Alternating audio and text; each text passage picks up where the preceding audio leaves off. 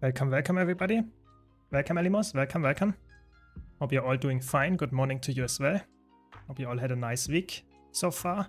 And let's talk about some news that we got this week. And it's actually exciting ones at that for me. Welcome Mythos, welcome.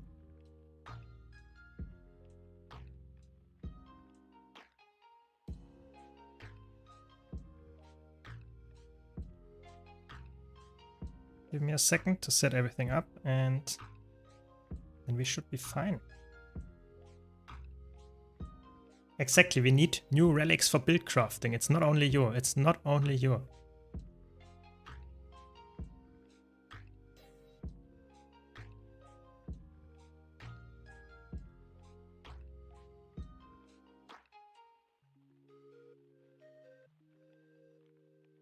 So there we go. And just logged into World vs. World and I could finally get to see this here. This is actually really cool now that my team placed second in the last World vs. World matchup, and now we get some instant reward track progress, some weapon locker, and we get actually some more tickets and some gold, which is quite nice. Like for people that are just playing World vs. World regularly, you get just more tickets now per week and more gold. I think that's nice. Very good. It's really good. I think that's a really cool, refreshing new feature. I like that. I think it's not something that is like insanely like completely rewriting how World vs. World is played or anything, but it's nice. It's just something that adds on tops and gives a little bit of like incentive to be first in a specific matchup or second. Yeah, I think that's good. Yeah, the new relics. Let's talk about them. I will go more into detail and showcase them on stream or like the screenshots that we have and stuff like that.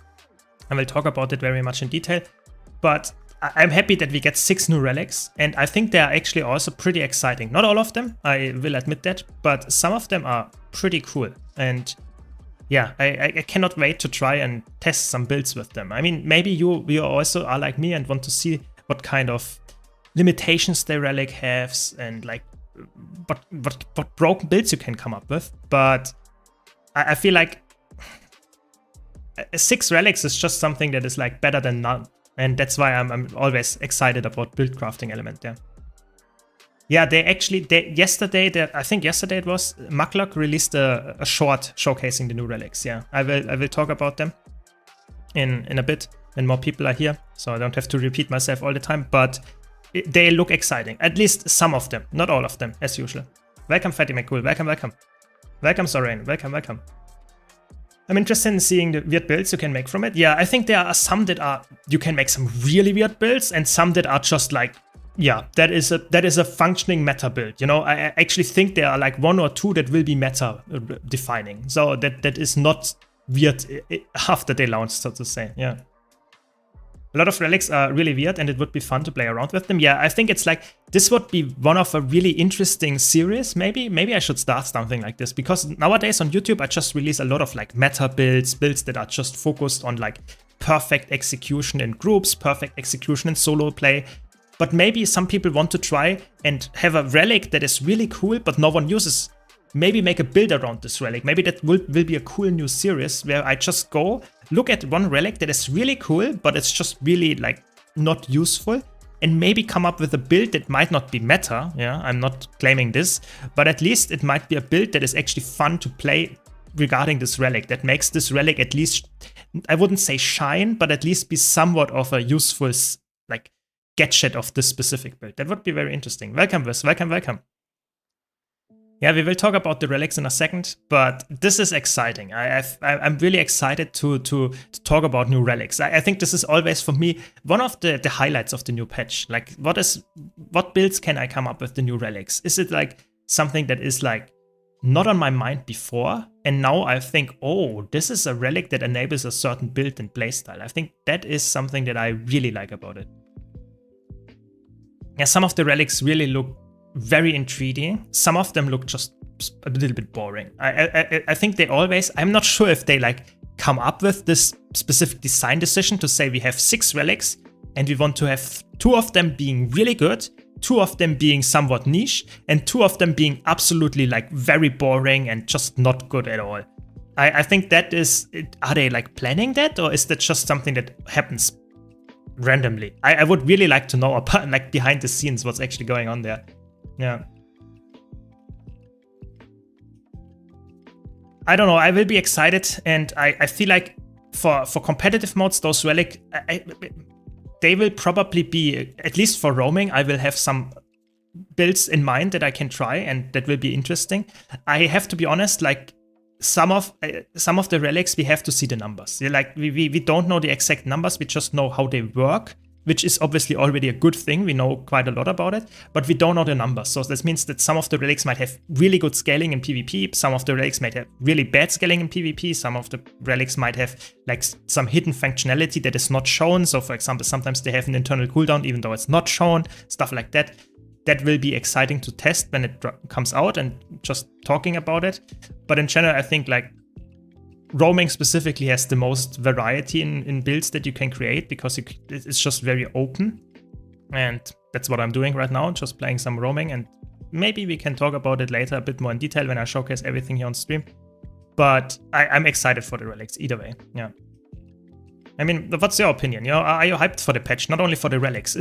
Are you looking forward to the new patch, or do you think it's like it will be somewhat of a disappointment? Like, I'm really interested to hear what the community is like feeling about the upcoming patches, because we have like 2 days of, effectively 2 days until it comes out. I'm looking forward to the patch, but maybe the community thinks, no, the last major quarterly patch was pretty weak. Maybe we have to be a bit less like optimistic about the next one. I don't know. What is the community feeling there?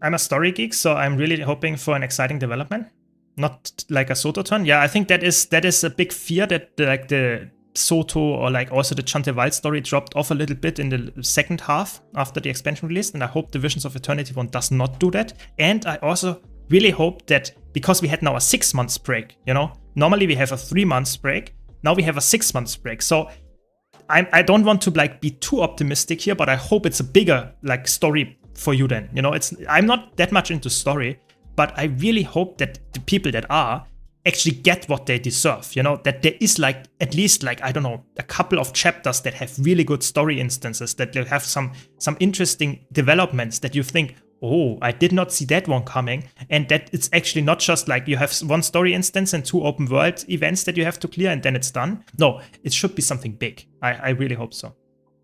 Yeah.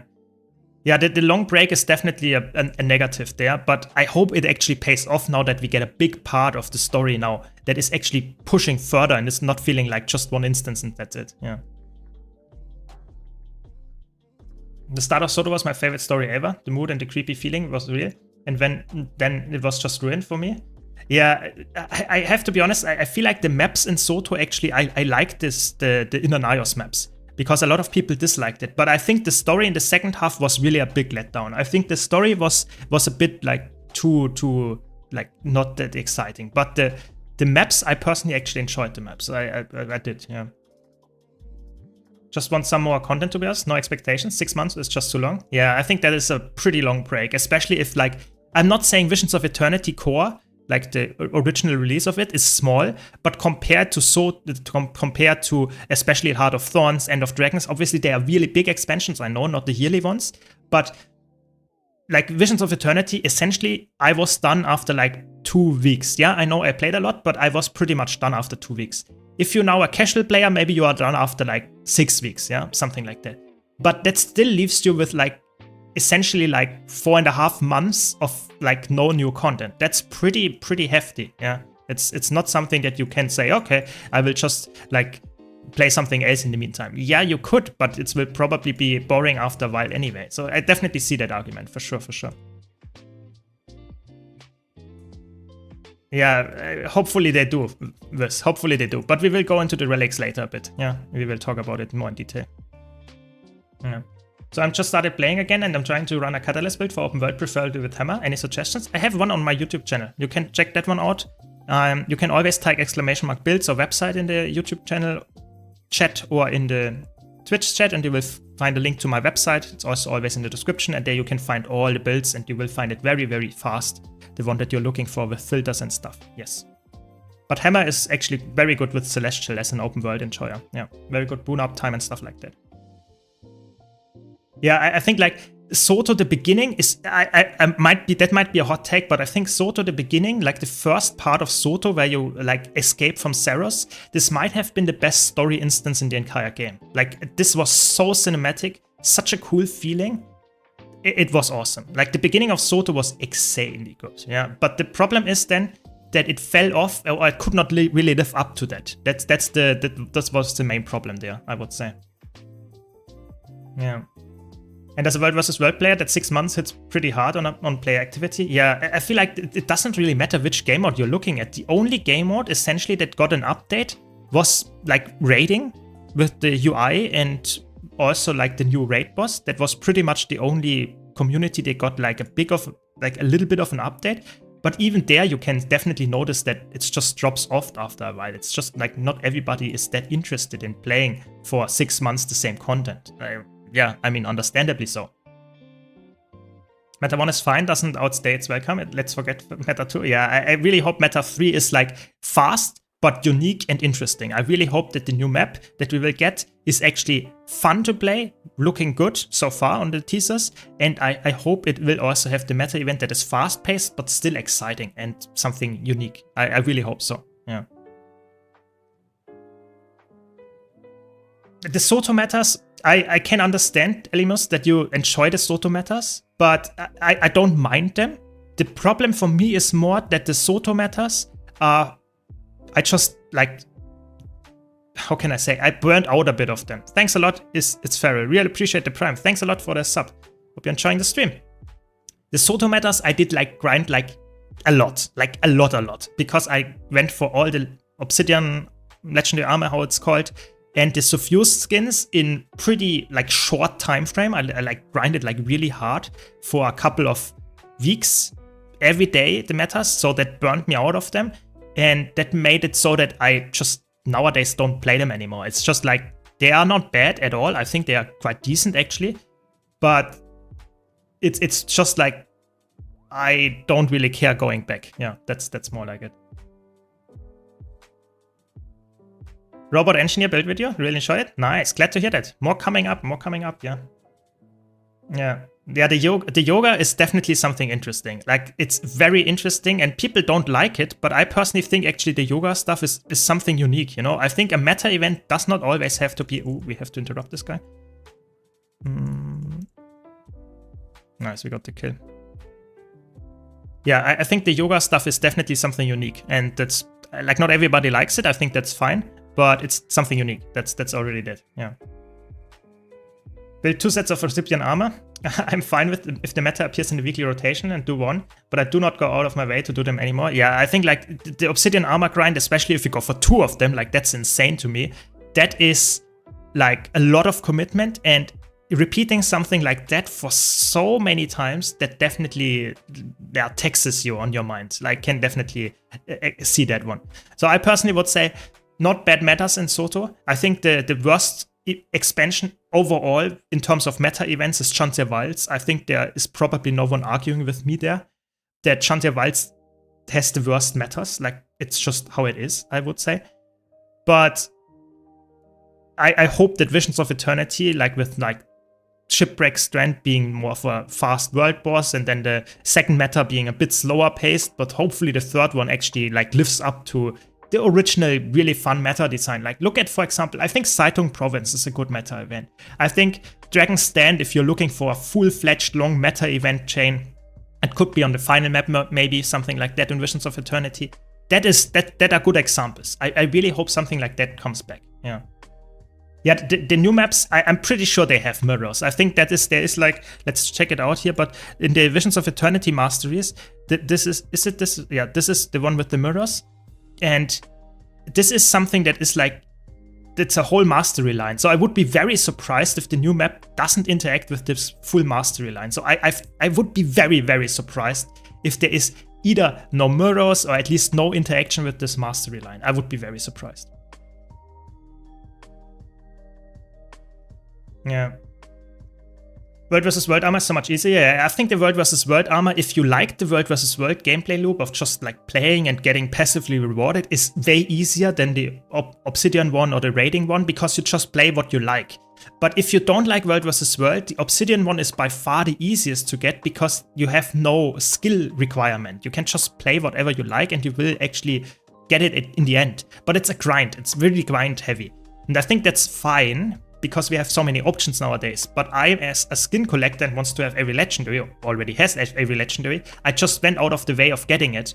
But I would not recommend like grinding it that heavily as I did, because like going for every meta every single day for like, I don't know, multiple weeks straight, that is really taxing. I was really like, after I was done, I was like, I will not come back to this map the next year. You know, that was really my mindset there. So I'm yeah, wouldn't recommend to go that crazy. Yeah. EOD overall had like really good metas. Yeah, I think EOD was probably the expansion that nailed it the best in terms of meta design and how the maps have still exploration focus. Like the maps in Heart of Thorns, for example, I think Dragon's Stand is a beautiful map, but there is no exploration on there during the normal prime, like how you play the meta event and stuff, because the whole map is designed like that.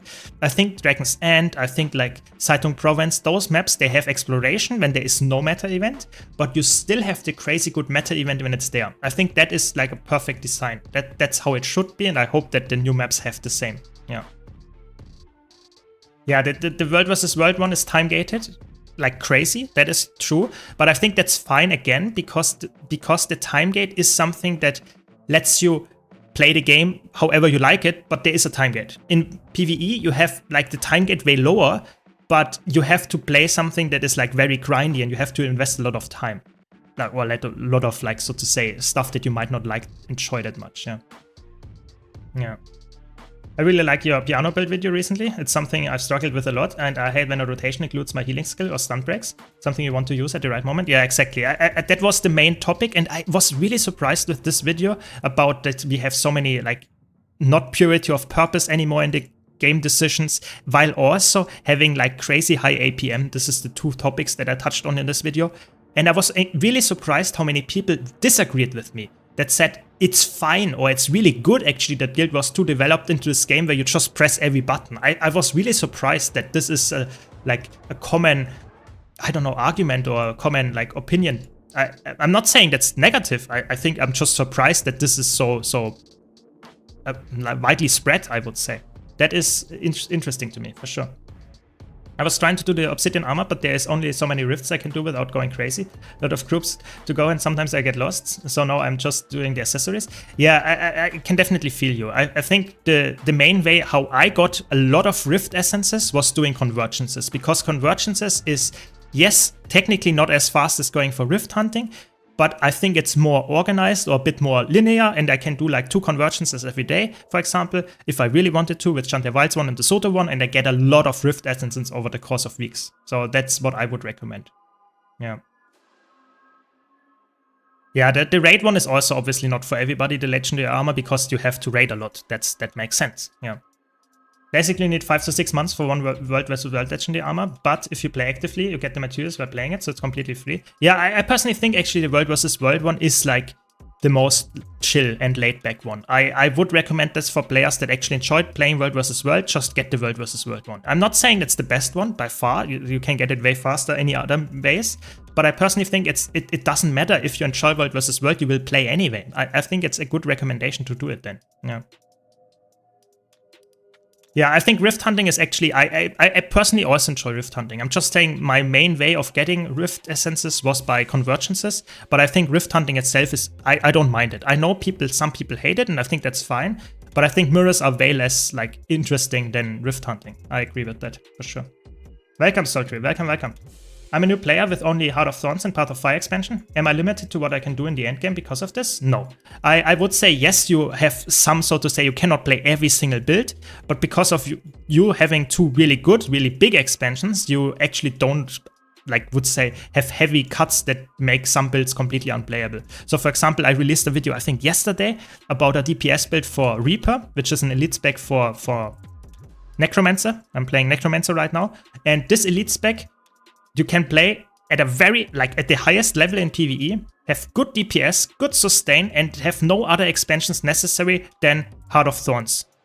that is already really cool. Like, I think that is, Guild Wars 2 is designed in a way that the core game is a little bit behind in terms of what you can do than any expansion. But as soon as you have Heart of Thorns, Path of Fire, End of Dragons, or Visions of Eternity, you actually have access to elite specs.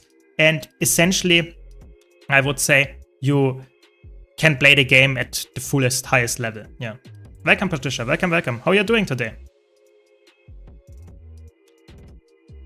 Of all the expansions, you have the ones that offer a lot of builds and content. Yeah, exactly. I think Heart of Thorns and Path of Fire are probably a really, really good like starting point. So if you can get the Elder Dragon Saga, or how it's called, bundle, that is already extremely good. And if you have Heart of Thorns and Path of Fire, or one of them, you probably have like already access to a really, really good build for your class that you want to play. And yeah, I think then you can take it slowly with getting more expansions. Yeah.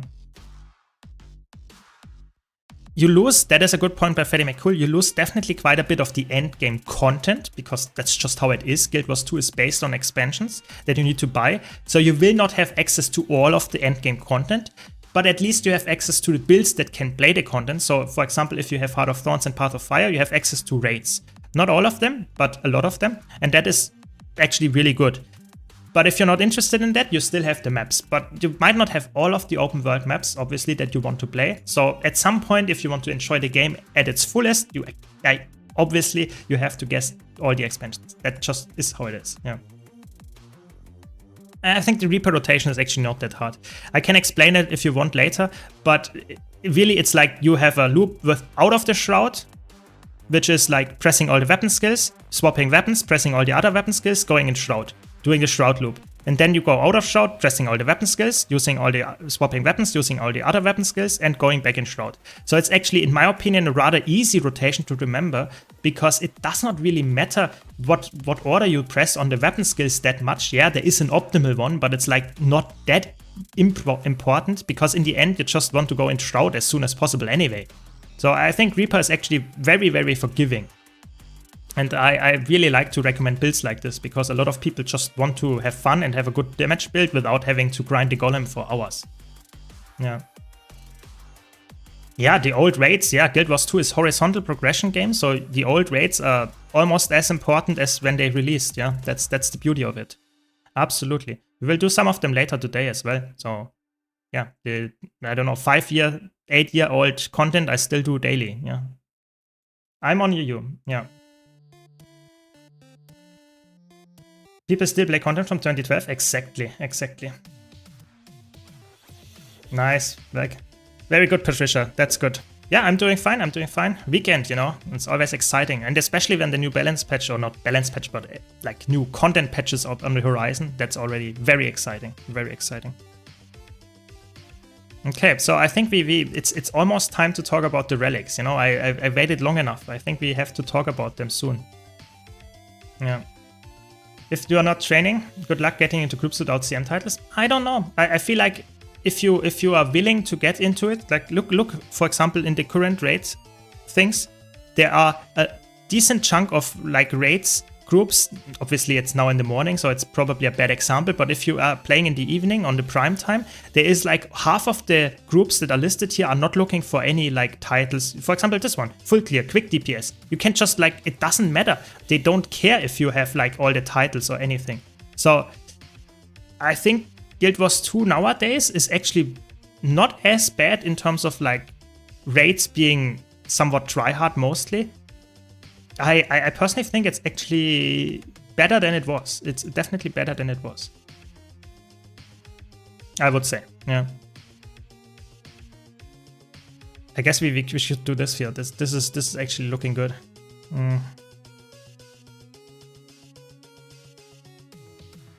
Let's do this. Let's do this. Just started playing a Dagger condition soul beast. Really not hard and seems to do okay damage. Yeah, sounds good.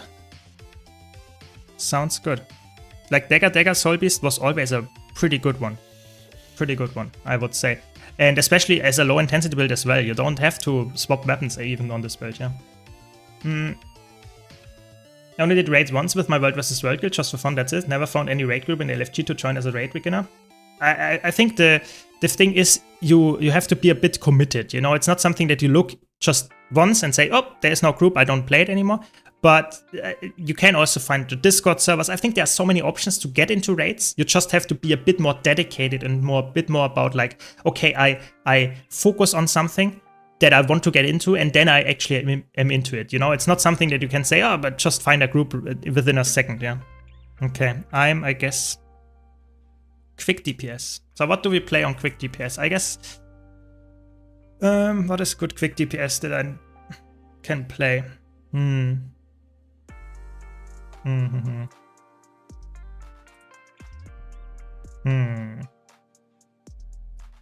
You will see. I guess what is a good quick DPS? I always forget which builds I'm actually. Maybe we play quick DPS Evoker.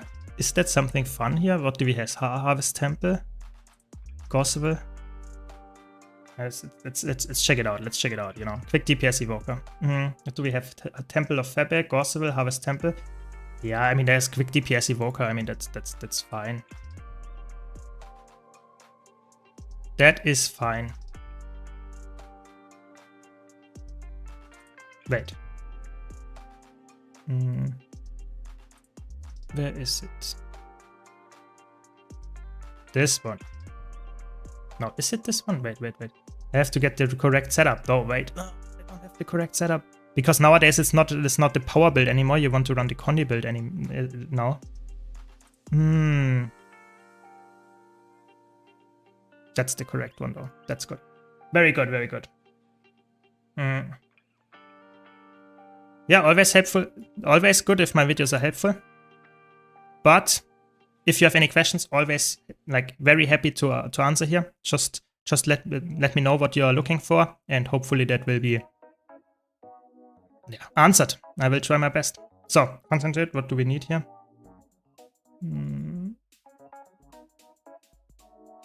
I'm always double checking if I have the quickness trait. I do. That's good. That's good. That's good.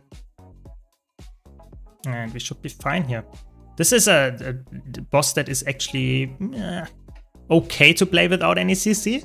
I have literally 0 CC, which is on Temple of Feb and Gorseville, like, I guess okay-ish. On Harvest Temple, it can be a bit of a like annoyance, but I guess if the others, like, I guess we have some people with CC, like we have a Spellbreaker, we have a Reaper, we have a Luminary. I think that should be fine, you know, just my guess. Let's see, let's see.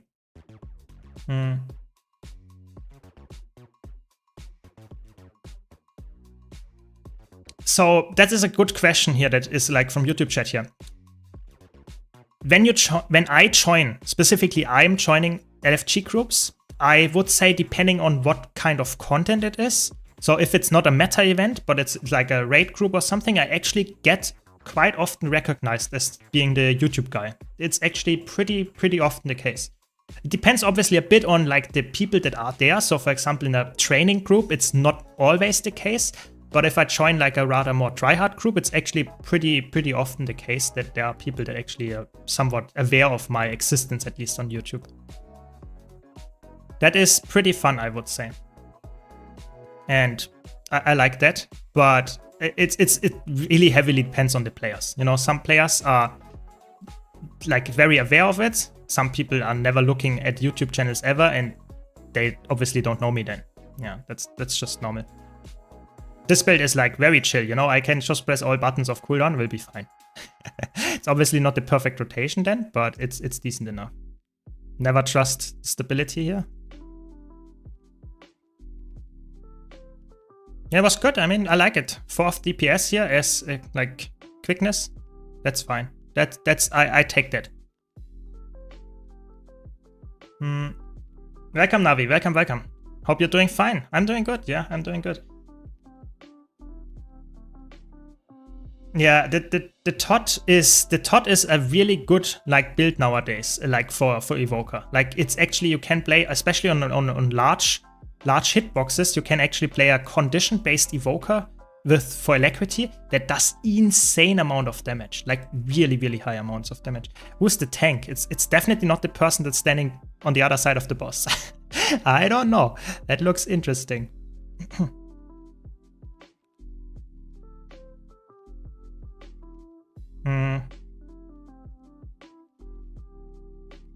I don't know. Very wild, very wild. Weird. It's fine. We got the kill anyway. But I guess for Harvest Temple for sure I cannot play this build. This is not a good build for Harvest Temple. Keep that in mind. Guess I should also maybe get a bit more boon duration here. Yeah, it's definitely noticeable the nerf to the quickness uptime here. But it's fine, I guess. Yeah, we have stability here. Take care of the X spawning. Very good. More of a reminder to myself.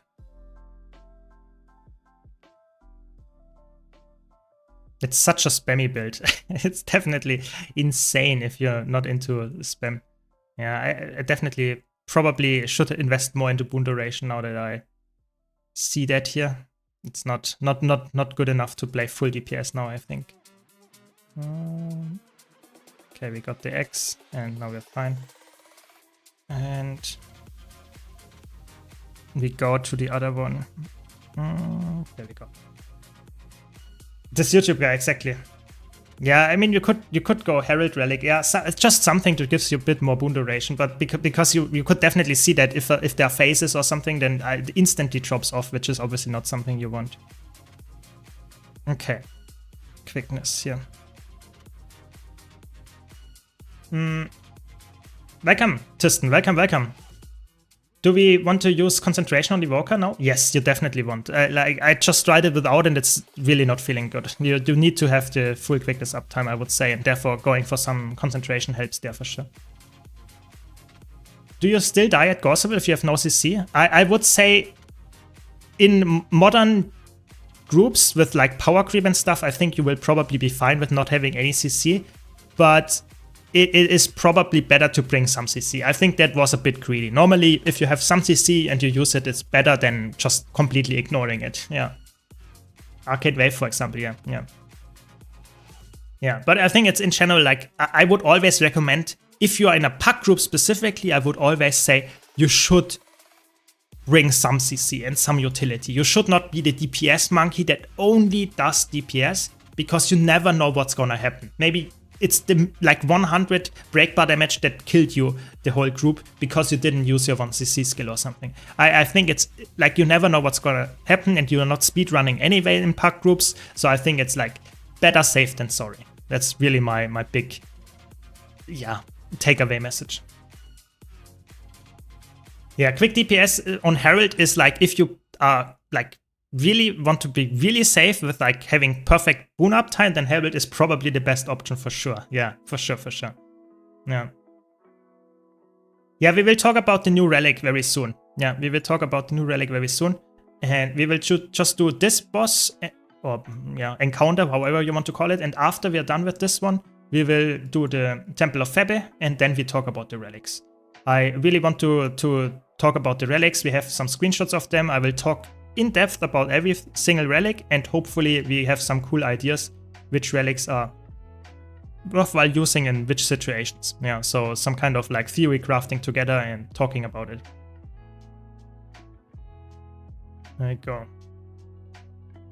Yeah, so in this fight, you definitely like 100% want to play some kind of power-based build. Like this is a build or like an encounter that has so many phases, so many trash mobs, that if you're playing a Condi build here, you have like probably like lose 30% of your damage like straight up, because you just don't ramp fast enough. So it's really, really important that you like understand some encounters are just not made for certain builds, and that is okay. You can still play them, don't get me wrong, but if you have the option to play something else, I would recommend to play something that is power-based here. You can see the difference from my ramp up time compared to before. It's just insane. Yeah, obviously this build I'm also a little bit more, how can I say, Oh my god, that wasn't that good. But that's why we have distortion, you know. That's why we have distortion. It's fine. And it's not only quick uptime. Yeah, there's also a lot of other boons from Herald. Yeah, you have protection. You can even provide stability if you want to. Herald is really underrated. It's really like a very good utility pick. But I always mention that I think you really sacrifice a lot of DPS. Like even the, so to say, less skilled players, you notice a big difference if you play Herald compared to most other DPS specs. It's really Herald, quickness DPS Herald is probably the lowest quickness DPS in terms of damage you can play. That is definitely the sacrifice there. Not saying it's not, you shouldn't play it. I'm just saying that is something that you have to be aware of. Yeah. Yeah. Love your videos, man. Tier list, guides, discussions, keep them up for open world, Crownmancer, Amalgam. What would you suggest for DPS, boon support, also solo? I would say Amalgam is more, and it's a tough choice there. Amalgam is more straightforward as a solo build and very, very forgiving, whereas the Chronomancer build technically has more damage and can be therefore a bit better because it has range damage and stuff like that, which is really lacking a bit on Amalgam in terms of like crazy output damage from range. But I would say it's more finicky. So the Condi Chronomancer, for example, is probably one of the best builds out there, but it's so gimmicky and a bit annoying to use that I would say Amalgam is more straightforward and most people will probably be happy with playing Amalgam in open world. Yeah. Condi Virtuosen has a faster ramp up time, but the problem is Condi Virtuoso is actually one of the builds that I would say if you don't have a reason to be as insanely defensive as Condi Virtuoso is, because Condi Virtuoso is insanely defensive. You have like distortion, you have like almost everything in the kit that you need to survive. That's like just healing and stuff like that. But the damage output is like 39k or something. It's pretty low. So if you don't like really need this, yeah, sustain that you have and defenses, then I think it's just wasted damage potential. Like play, if you like it, sure, go for it. But if you have multiple options, I would always choose an option that has a power spike and has more damage in the end, because the defensive, you know, do you really need the defenses in this fight? If you do it in challenge mode, yeah, sure. But if you do it in normal mode, I wouldn't say so. That is what that's why I'm always like, I'm just too, my mindset is always a bit about efficiency and what would you pick to actually succeed and help your group the most. And I think playing something extremely defensive, if you like it, sure, go for it. If you have fun playing it, sure. But if you play because of efficiency, I think it's not necessary to play something like Condition Virtuoso here, even though I think it's a really cool build. Don't get me wrong. Yeah. Yeah, Clint is also really cool. Good point. I think like Herald is, I really hope for Herald buffs because it's really fun with the Clint legend and stuff. It just feels very unique and is a very cool class design. I really like it a lot. Yeah. Yeah, Amalgam is really like I think Amalgam is a little bit like a lot of people have a love or hate relationship with it. Some people say it's just Scrapper 2.0 and just boring. And some people, or most people, really love Amalgam. And I'm more on the loving side, I would say. I think Amalgam is awesome. But I know some people, when I do an Amalgam video, they instantly comment, oh, Amalgam is boring. It's so boring. You know, that is like, as usual, there's always some opinions that is like have like negative ones and positive ones, depending on what kind of like player you are. But Amalgam is, I would say, one of the ones that has the most like biggest spread. Some people really dislike it, I guess. Yeah. Yeah, 40k is a boon DPS. That should not be the case. That is a good point. Good point. Yeah, you have Deadeye being also very high, like Evoker being really high. That's definitely not a good sign to have boon DPS this high. I think they should address a bit of like the boon. You know, you provide quickness, which is essentially, I'm not joking, quickness is a boon that essentially provides your party a 50% damage buff. I'm not joking. This is effectively what quickness does. So I think, in my opinion, a quick DPS should essentially be like very, I don't know, what can I say? Like very much like sacrificing their own damage to provide this 50% damage buff to their party. But nowadays it feels like, yeah, you're sacrificing like, I don't know, like 1/6 of your damage, something like that. That's not a lot. That's not a lot at all. No, I think we will fail here. Yeah, I think if Herald would get like 3k more, something like that, maybe like even 2k would already be an improvement. I would say this is, then we are talking. But for now, with like 31 or like, no, it's, I think Quickness Herald 32k DPS or something, this is pretty low. This is really like, this hurts. Yeah, this definitely hurts. And will not see any like crazy speedrun groups or anything like that ever use Herald. It's just like, it's not possible. It's really not. Okay, we made it. That's good. Now we can finally burst the boss down. Also, having a spec that can maintain all boons solo with little sacrifice is problematic. I think they at this point, I think like at this point they have said like boon uptime and stuff like that. We are not concerned about it anymore, or like not especially solo, like solo builds and stuff. They think like solo is completely out of hand and we don't care about like balancing it anymore. Like introducing Relic of the Pirate Queen for solo builds made just like essentially like any solo build that wants to have quickness can now have quickness, makes it so that like, okay, that soloing is pretty easy and straightforward all the time. Yeah, I don't know. I really think this is something that they just have give up like on balancing, which is okay. I'm not just judging here. Yeah. So the one that I just did was Harvest Temple, which looks a bit harder, but as soon as you like played it once or twice, it's actually not that hard anymore. I think it's like, I would say on a difficulty scale from 1 to 5, it's like a 2. And the one that we are doing now here is a 1. And then you have a lot of the classic raids that you would consider being like more difficult, going like 3 to 4 in the terms of difficulty, and only the challenge modes go up to the highest level of difficulty. That's what I would say here. Harvest Temple is really fun, like Patricia says, it's really, really good. It's really cinematic, it's fun, and it has really interesting mechanics. Yes, it might look a bit scary in the beginning, but I personally would say it's one of the ones that is looking scarier than it actually is. If you have at least a little bit of a decent group, it's okay. If you have some trolls in there, then it might be obviously a bit more annoying to play. But I personally would say that can happen all the time. It doesn't matter which boss you're doing. If there's someone that doesn't know anything about the mechanics, it might always be a bit of a like chaotic scenario. But this one here, for example, is even easier. Like very, very easy, this one. Essentially has text, and that's probably it. Condi Quickness Firebrand is really fun. Yeah, I think Condi Quickness Firebrand is one of the builds that not a lot of people play anymore for whatever reason. I don't really know why, but I personally think that Firebrand as a whole is a really, really good class to play if you are into this kind of like, I want to be the utility king or queen, whatever you want to call yourself.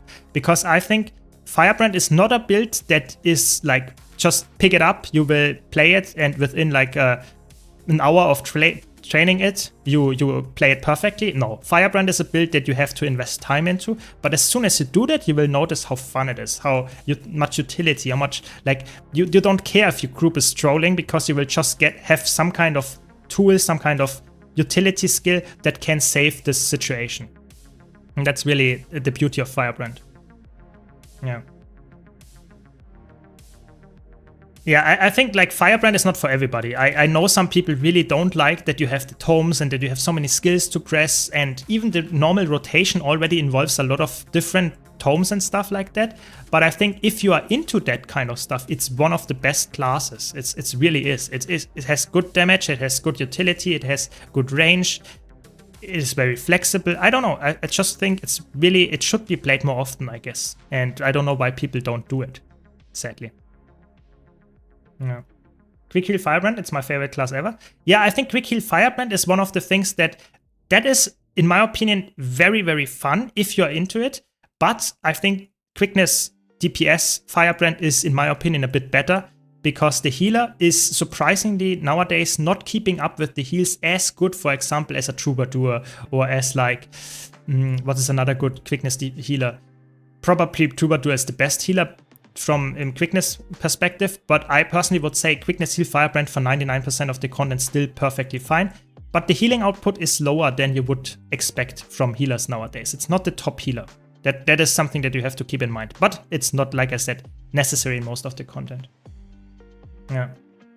Yeah, I mean, it's fine. You know, that is a common, not complaint, but a common thing people say. Yeah, I'm just not enjoying playing classes with like as many buttons as Firebrands or skills to press. And I think that's fine, you know, you don't have to. Just saying, if you enjoy that kind of playstyle, Firebrand is the one for you. Yeah. Yeah, it really feels more like a healer, but it is really good right now as a DPS build. It really is. Yeah. That is true, that is true. There are so many lead spec nowadays out there that it's probably like, I'm always saying we should get more Firebrands, we should get more of those players or something. But in the end, it's just like, you don't have enough players to play every spec every time, you know? It's like, there will always be some kind of like spec that is not as actively played as others, not necessarily because it's bad, just because there's so many others that people can play. Yeah, that is a good point, good point. Yeah. My most played class is Guardian. The main problem I have with Quick Firebrand is the range. Yeah, the range and the AoE stuff is a bit annoying, but I think you can actually like learn it. And nowadays it's better than before. It's not the conal AoE anymore. It's also around your character, so that is definitely helping, stuff like that. But yeah, I can understand this like criticism for sure. Do you have a good power variant for Firebrand? No, Firebrand is one of the classes together with Scourge. They are just by design condition favored. Like, you can make a power Firebrand that's more possible than a power Scourge, but it's not good. It's not a good build. Yeah. Yeah. How is Heal Paragon holding up? Like, Heal Paragon, I would say, is for me a classic like A plus tier build. It's not like absolute top tier as a healer, but it is so good that it can still clear 99% of the content very easily. I would even go so far and would say 100% of the content. But, for example, Heal Troubadour, I would say, like, Heal Chronomancer, they are still a little bit better, in my opinion, than Heal Paragon, but that's just my personal opinion. Maybe someone that plays Paragon will completely, like, say, oh, you're so wrong, it's not true. But I personally would say that's... the flexibility is a bit lower than some other classes. Yeah. Okay, so I think it's time to look at the relics. Give me a second. The problem is that you have 3 different ranges for 3 different quickness applications. That is a good point. Good point with Firebrand. Yeah. Power Spectre, for example, is also not something that you typically see in PvE for a reason. Yeah, for sure, for sure. Okay, so let me switch to my other thing. There we go. You want to talk about... Should be fine now. We want to talk about the relics. And that is something that we want to do now. So I have a command for the people that are actually interested in checking them out for themselves. ! relics. I think it works on YouTube chat and in the Twitch chat. And we will talk about the relics now. Give me a second. I have it here. Okay, I just have to put it somewhere where you can all see it. And then we can look at the relics. Yeah, I think you should be able to see them now decently well. Hopefully it's good enough from the size. And I can read them through. I guess we're going from top left to bottom right, I guess, and go through them and talk about them. Yeah.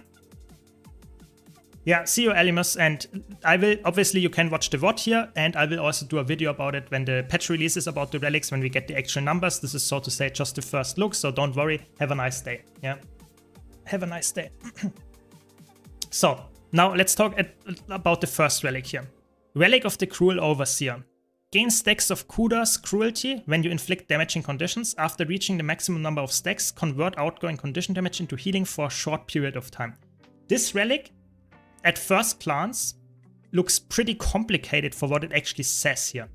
So it's really interesting, because it essentially says you get every 2.5 seconds, you get a 8-second time where you get 5% condition damage converted into healing. This is essentially what it says, because you have this 1/4 of a second cooldown between getting this one stack, means that you need essentially 2.5 seconds to get to the maximum number of stacks. Then it procs, then you have 8 seconds where you can get the healing, and then it falls off, and you need essentially, I think, 2.5 seconds again to proc it again. That's how I understand it.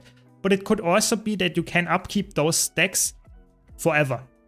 I'm not sure because it's not worded like that, but I think my interpretation at the beginning is the more realistic one. Yeah, I think that is the 5% there in PvE. I think we are seeing the PvE balancing here is pretty, like, for PvE it's good. Like if you have a DPS build that there's like 30k DPS, 40k DPS even, then 5% of that converted into healing is huge. Like that is a really good relic for doing specific mechanics like pylon, or doing really good like hard hitting attacks and you just survive them by healing yourself back up. I think it's a really good relic for this scenario, but it's more niche, you know. It's like you drop your damage relic for a healing relic in a group.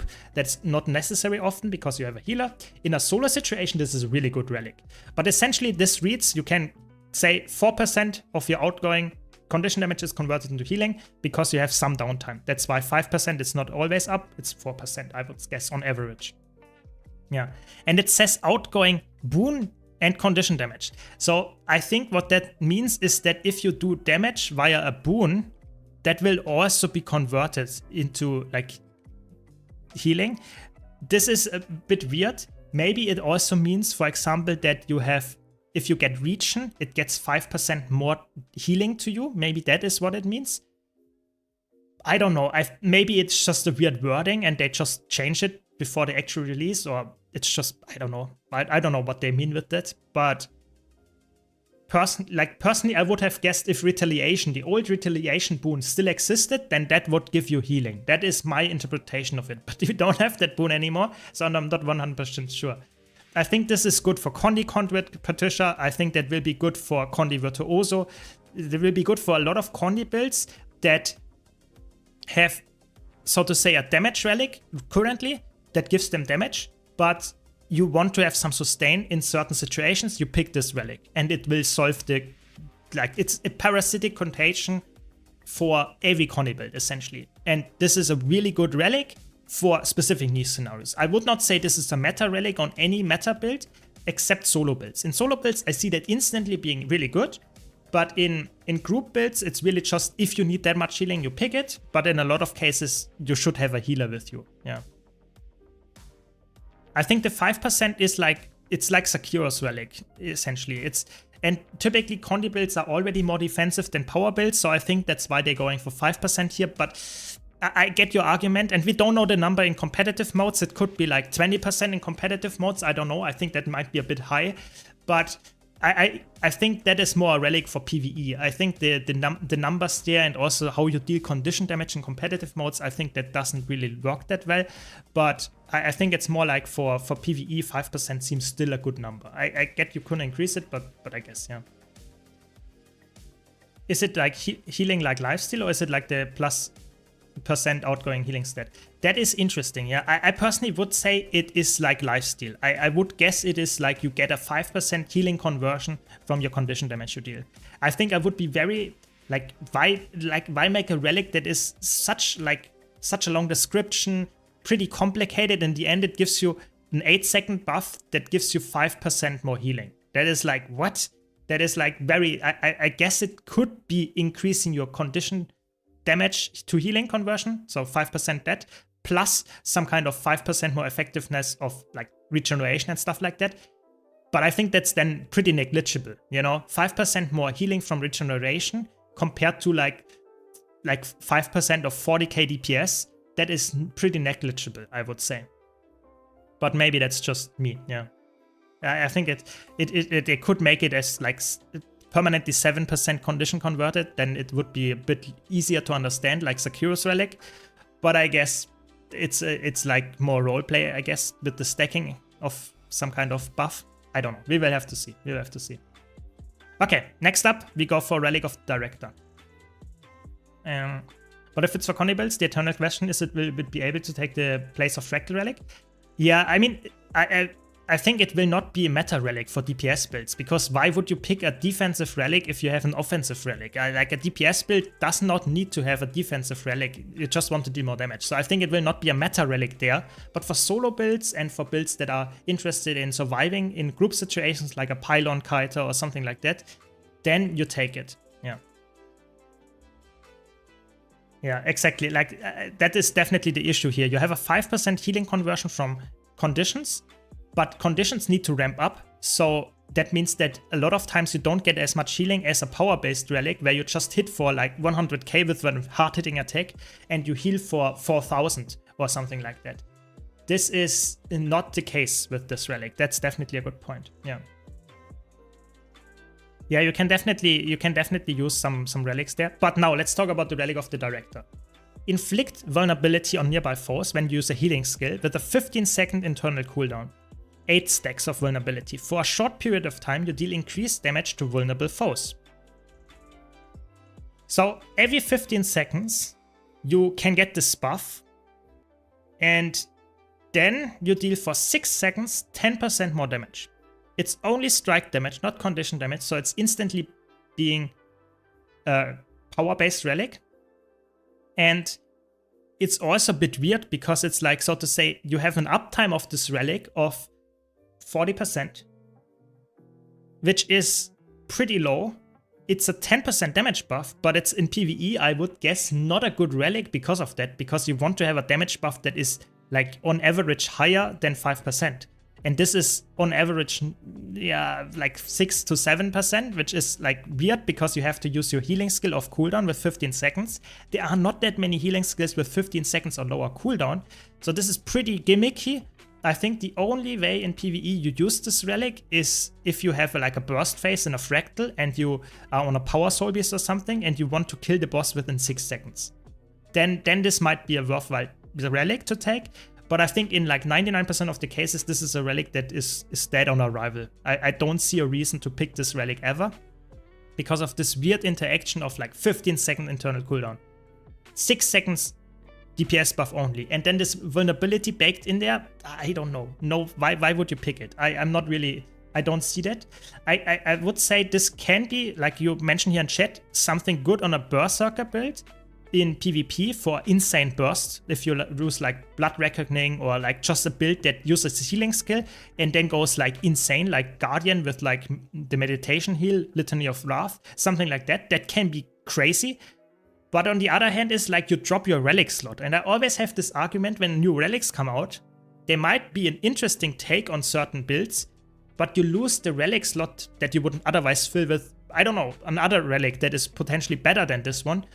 And this might hurt the build. So I personally think it's like, this relic doesn't look that good. Like, I have to be honest. This one, yes, this is a good relic, even though it's niche. This one is so niche, and even in this niche, not really that good. I don't really see a reason to play that. Yeah. You could play it on Power Conduit, I guess, yeah. With you have multiple healing skills, yeah, that makes sense in short cooldown. But again, it's a big damage buff, but you lose your other utility or damage buff relic. I'm not sure if that is like, I think that's more of a competitive mode relic, and even there I don't see it being used on every power build. And I think that's good, don't get me wrong, I'm just saying this is not like as good as it could be. Yeah. Yeah. We will get to Doyen in a second, don't worry, we will get to that. Yeah, we could use it with a mantra heal, but again, you have to consider that this is like a 6 second only. So that means that you have to use your healing skill, then burst, and then you have a 9-second downtime where you cannot get back again. So even if you have multiple healing skills, even if the cooldown of your healing skill is lower, you have still the 15-second internal cooldown there. I don't know, I'm not convinced of this relic. Yeah, not convinced. It might work on Mesmer, but Firebrand typically is Condi, so strike damage isn't that beneficial. Yeah, exactly. I think like mantras are typically more, you use it on a Condi build or you use it on a healer build. Typically mantras are not built like something that you typically want on a power build. I think that does not really make that much sense.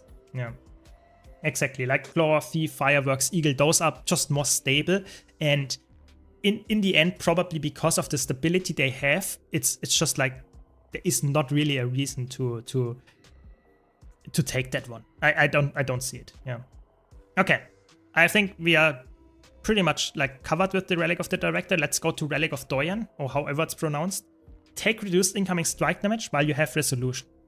This does not stack with other sources of the same effect, meaning that you cannot like really build up like 100% damage reduction with that. But 15% damage reduction while you have resolution. In PvE, this is extremely easy to upkeep. Like even in solo situations like Guardian, with Radiant straight line, or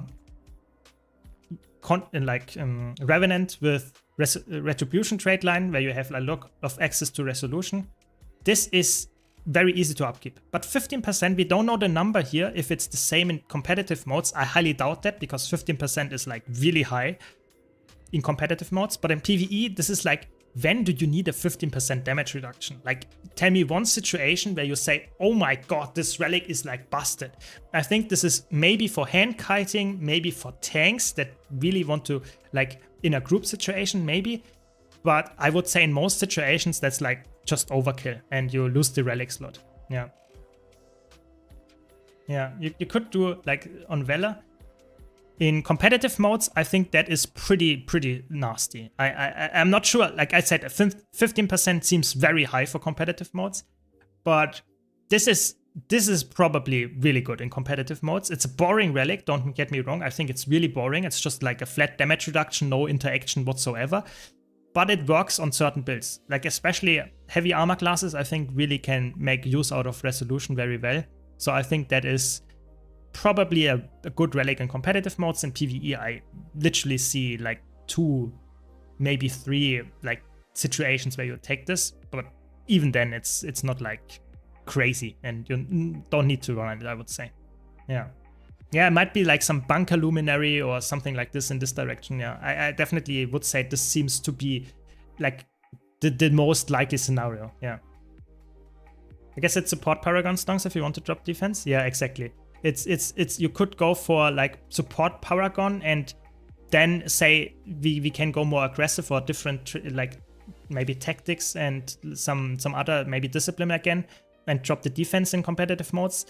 But I personally think like dropping a relic for that is not always the best option, because we have already good healing relics and good support relics. Like Flock Relic is a good relic and it helps your allies. This one helps you survive. Is that always necessary? Sometimes yes, sometimes not. So I don't know. I think this is a relic that is very situational in competitive modes, and in PvE straight up not that good. It's pretty similar to Relic of the Director, which I think is a good design of relics. I think we just need to like maybe make some of the relics that are currently meta a bit more niche again, so that we have actually a reason to take one of the niche relics if we actually want to have more freedom of relics. It's another topic, but I think this is a decent relic nonetheless. I would say so. Yeah. Okay, I think then let's go to the next one, which is a bit more exciting. Relic of Watch. Immobilization you inflict lasts longer. Weaken foes when you immobilize them. So the first part is like 25% duration increase of Immobilize, which is, I would say, good in competitive modes, but is it worth a relic slot? Maybe not. But the second part is insanely good. It doesn't seem to have an internal cooldown. Weaken foes when you mobilize them. So builds that spam immobilize, like, I don't know, thieves, like rangers, maybe even like warriors with the trait.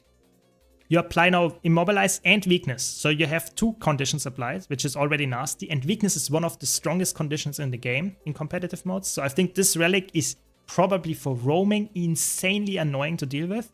For PvE, I think this is pretty much useless. I don't see a real reason why you would run this relic ever in PvE. I don't know if the numbers in competitive modes are different before you asked, but this is definitely, CC Druid, for example, it's insane, like very, very nasty. I think that is, yeah, that doesn't feel that good. let me tell you, that is a relic that is, I would rather not have that relic, I would say, because it's probably making PvP and World vs. World less fun to play, I would say. Yeah. I think that is a relic that is, like, I like relics that alter your gameplay loop and have a cool design. But personally, this one is a relic that I would say is like, do we really need that? Is that really something that the community has asked for, and it's like saying, okay, this is a relic that the community is happy to have rather than not have? I personally would say, I would say no. I would say better not have this relic. But I also think the problem here is that it is just like a toxic relic for competitive modes, and for PvE it doesn't really do anything. Yeah, it gives you more soft CC, but come on, like typically you want to have hard CC to deal more damage, not breakbar damage. I don't see a real reason to run that ever in PvE. Yeah. Yeah, Minstrel CC Druid. Oh no, that sounds, yeah, exactly, don't know that. Makes annoying world versus world build even more annoying? Yeah, exactly. I think that's like, that's not good. That's just not what we want. Yeah. Yeah, I'm not the biggest fan of this, I have to be honest. Like, this is probably the relic that is, for me, on paper, the relic design is good, or interesting at least, because you have like a synergy combo with Immobilize and Weaken. But if you look at the meta already, this is just nasty. It really is. Like, the crazy part is you can even run this relic in a circ, you know, where you would say, oh, they have Condi cleanses and stuff. But if you consistently apply Immobilize, which is a very devastating condition in the circs, plus another cover condition with weakness, you are really, really annoying to deal with. Like, this is already, like, in competitive modes, especially world versus world, I think this relic is really, really crazy. Yeah, it's crazy with how much CC is already in the game, and then they add more soft CC. That's pretty crazy. I faced a decent CC druid in world versus world recently as Luminary. We went infinite. With this, I don't think I'd be able to kill them if they spend Weaken on me. Yeah, exactly. I think, like, if you play against a druid right now, they are really annoying and really tanky, but they are not typically having kill pressure. But if you get this, it's probably like you will not be able to resustain that easily or dodge attacks that often. And this is probably the killing blow. Yeah, exactly. Entangle will also be more annoying. I don't know. This is pretty much like a really tailor-made relic for druid. Okay, let's go to the next one. Relic of the Sacred Grounds. Gain protection when you use a well or consecration skill. So I think Maklak took the screenshot with Celestial Gear in PvE, as far as I understand. So this is like, with Celestial Gear, you have like almost 6 seconds of protection. So it's pretty much like, I think like 4 seconds, I would guess, if you have 50% wound duration, something like that with Celestial. So in PvE, having a relic that gives you protection is already pretty questionable, because even solo builds nowadays have almost always permanent protection uptime. So I personally would say this is not looking like insanely good. And then it has the condition that you need to use a well or consecration skill, which is like essentially you have Chronomancer, you have Scrapper, you have Spectre, and you have Guardian. Those have access to well or consecrations. Maybe I forgot one thing, but not a lot of classes have access to this. So this is pretty much like, is that something that you would like use all the time on those classes? For sure not. And even in the situation where you don't, or where you run a lot of wells or consecrations, do you really need the protection via the relic? I think this is pretty much a really bad relic. I don't see a real reason why you would take this. Yeah. Yeah. Yeah, maybe if you play a Scrapper for like in competitive modes, but again, I feel like you would have to run like 3 or 4 gyros, you know? Otherwise, this does not make that much sense. And yes, you can do that in competitive modes, but I think like dropping your relic slot might be worth in PvP, but I think it's not worth it in World vs. World, for example, because in World vs. World, it's only for you, so it's not shared, you know, it's just for you. I think that might only be worthwhile running in PvP on some kind of Scrapper with like a lot of gyros. Only there, and even then I would say it's pretty like questionable if you maybe just take another protections like trade or something and go for more damage with the relic.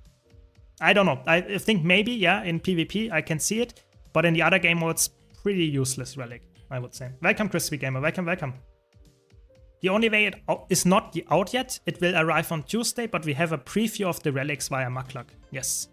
So that's what we're debating here. Yeah, I think the Relic of the Sacred Grounds is pretty bad. This Relic of the Watch, is pretty strong, like in competitive modes. Like very annoying. And I think this might already need a nerf before it already is out. I think that seems too annoying. Maybe, I don't know, maybe it has an internal cooldown here, maybe it has really crazy worse numbers in competitive modes, but this is already annoying, and this seems like only to work on Scrapper, I would say. Even then, it's not that good. Yeah. Okay. And then we have Relic of Galdra. So this relic, I think Darren's talked about this relic, and I think I don't want to be mean or anything, but I think this relic is really underrated. Like, Muglock also did not fully understand how good this relic is. I think this relic might be the best out of those. Because this relic, when you use an elite skill, launch projectiles that inflict burning at nearby foes. Yeah. It has a 30-second internal cooldown, so don't forget, this does only make sense on classes that have a 30-second or lower cooldown elite skill. So for example, you could use it on Chaunt, on Mirage. You could use it on classes that have very often like Condition Revenants that spam like for all the time your elite skill. This will be procced off cooldown, and then you have essentially a 30-second cooldown to spam this skill. Okay, that's the first part. So it has a niche there. It's not like Fractal Relic where you can slap it on a Connie build and it will always work. But it does some strike damage, it does some burning damage, it has 5 targets, and it has 1200 range. So keep that in mind. It is very long range, it is an AoE relic, and now here's the interesting part. Muglock run a Celestial build, so it does 10k damage. If you run that in a group situation with a full Viper setup or something like that, this will be very, very high. I don't know the exact number, but this will be way higher than a Celestial setup here. So this relic is like, I don't know, 5 times the damage than the Fractal Relic, because the Fractal Relic also has a 20-second internal cooldown. So this is way more damage if you have a build that can spam the elite skill every 30 seconds. And the cool part here is, you don't need to have a elite skill that does like have a cooldown at all. You can use elite skills like the Mortar Kit on Engineer, where you can swap into it, proc this relic, and swap out, and you have 30 seconds until you can do that again. This is, I would say, very underrated, and that's, if the number is somewhat close to this in competitive modes, this will be insane there as well. Like, it's a really good damaging relic there. I really want to try out some builds with this, but I would say this is not only a rival to the Fractal Relic, but it will probably outperform on certain builds like Revenant, like Engineer, like Mirage. I think it will be outperforming the Fractal Relic quite a bit. Yeah. Yeah. So if you just look at the damage numbers, like the damage numbers of the Fractal Relic and the Relic of Galtra, they're different. And I personally would say this will outperform the Fractal Relic, especially if you have an AoE scenario. Like if you have, like you're just in Fractals, for example, if you have like burning, AoE burning, and you hit 5 targets from 1200 range, this is nasty, especially in competitive modes. 1200 range, ooh. This is like in PvP, you will hit everybody on the node all the time if they're not dodging this attack. Yeah, we will have to see how fast the projectile is, and probably it can be reflected, I guess, stuff like that. Sure. But I think this relic is underrated. I think if I had to rate, this is a very good niche relic. This is very good niche relic. This is very good niche relic. Those two are, like, I would say, this on certain builds is really good niche relic. This is pretty bad. And this is, I would say, pretty good on certain builds. And so I will have 5 good relics and 1 pretty weak relic. That is my summary there. Yeah. Yeah, for example, Condition Firebrand with Lead Mantra. There are so many ways to actually proc this. And if you, condition builds nowadays struggle a bit with like variety. Like you have Fractal Relic, you have Akeem Relic, you have Blightbringer Relic, and that's pretty much it. And then, you know, there are not that many condition-based damage relics. And Galtra is probably one that will go into those like condition damage relic, I would definitely say. Yeah, I think personally that is underrated, and I think this will be a really good damage relic. Of course, don't get me wrong, you cannot slap that on every build. Like for example, if you play, let's imagine you're playing a Condition Chronomancer. Then you have the elite skill with the shortest cooldown has like 45 seconds and it's more. So I would probably say this is not something that you take then. But if you play a build like Mirage, Revenant, Engineer, even like Elementalist with, for example, your, how is it called? Your Glyph of Elementals, which you can use the flip over skill every 15 seconds. This will be a good relic then. So don't forget, there are so many elite skills nowadays in the game that a lot of classes actually can use this pretty decently. Not all, but the ones that can, I think that will be a good relic. Yeah. But yeah, I think Relic of the Sacred Grounds is pretty weak. And I think this could even be turned, like Vanya puts it here in chat, if that would be for allies and not only for you, then it would be a good relic. Like, not necessarily a meta relic, don't get me wrong, but then it would be a good relic. Like a really good relic on Scrapper, a really good relic on, like, Chronomancer, maybe even on Guardian, but I don't know, Guardian doesn't run that many consecrations typically. But yeah, I would say this is a relic that is just like, when you gain protection, when you use a well, this is pretty weak. Like, if it would be gain protection when you use a well or healing skill, or some consecration skill, depending on if it's for allies or only for you. So for example, some of the gyros have effects to allies, then it applies the protection to allies as well. Then we are talking. But this is only for you, as far as I understand it. Pretty weak, yeah. Yeah, exactly. You can play Condi Reaper with like 30 seconds elite skill. Yeah, exactly. There are a lot of things that proc this relic pretty consistent. Really good one. Yeah, really, really good one. Yeah. Yeah, and I think the problem here is we don't know the numbers. So this is, as far as I understand, this is Celestial in PvE. We don't know how high the numbers for the boons baseline are in competitive modes. We don't know how high the numbers of the damage are baseline. We don't know how long, how long the cooldowns are. We don't know the amount of damage reduction here. So competitive modes, we have no clue. We have to wait until the patch is out. But at least we know how the relics work. And I think like 5 out of those 6 seem to have a niche where you would actually play them. I would say 2 of them are pretty solid across the board. And 1 is pretty weak. That is my summary there. Yeah, I would say.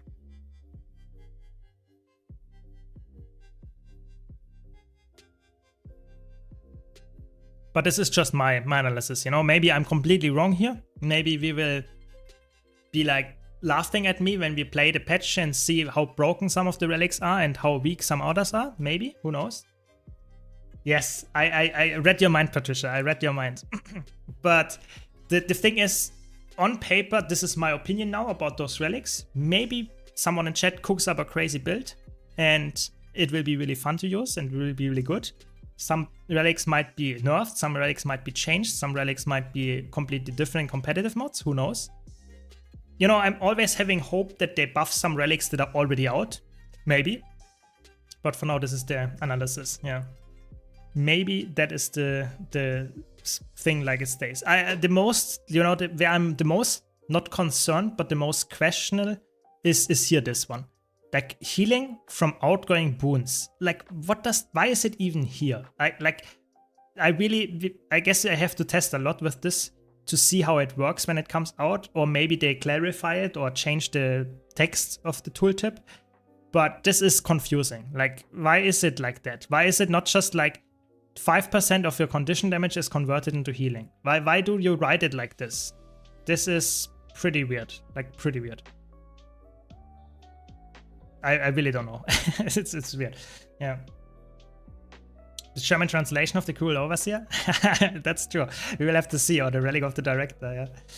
Region goes from 100 healing to 105 healing. Big gains. Yeah, exactly. If that's really the thing that they want to imply here, that's insane. Like, why would that be even in there? Like, even if you have a lot of healing power, your region will never go above like 400.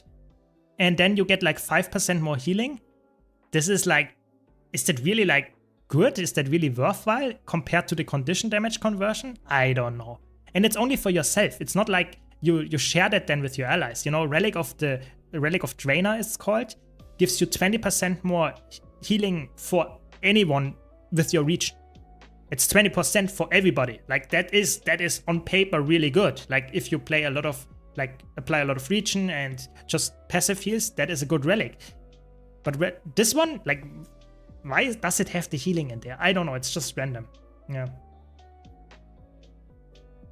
I mean, this relic is good in solo builds, don't get me wrong. But the important part here is it needs a specific setup in solo builds to be actually good. It needs to be a Condi build, and that's the important part here is you lose your relic slot for that. So if you have either Relic of Rivers for Alacrity, or if you have Relic of the Pirate Queen for quickness, to upkeep quickness or Alacrity permanently, this is actually a relic that gives you sustain, but you lose a lot of damage. So this gives you, let's say in a solo build, if you have 20k DPS, then this gives you like 1k healing per second.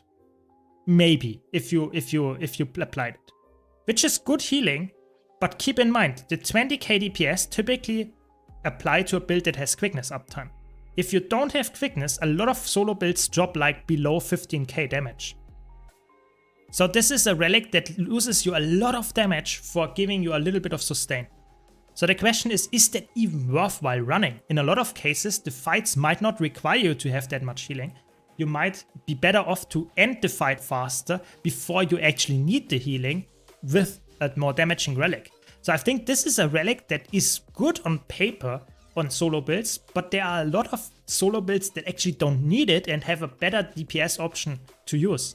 So I think this is a relic that is in PvE good, but not often useful. And then you have the competitive scenario where this is, depending on the numbers, broken or pretty useless. Because if the numbers are extremely high, this will be like giga good in a solo condi, in a like condi build in PvP or world versus world. But if the numbers are too low, this relic is just, you know, condis need to ramp up. You need to consistently apply conditions to actually keep up this buff.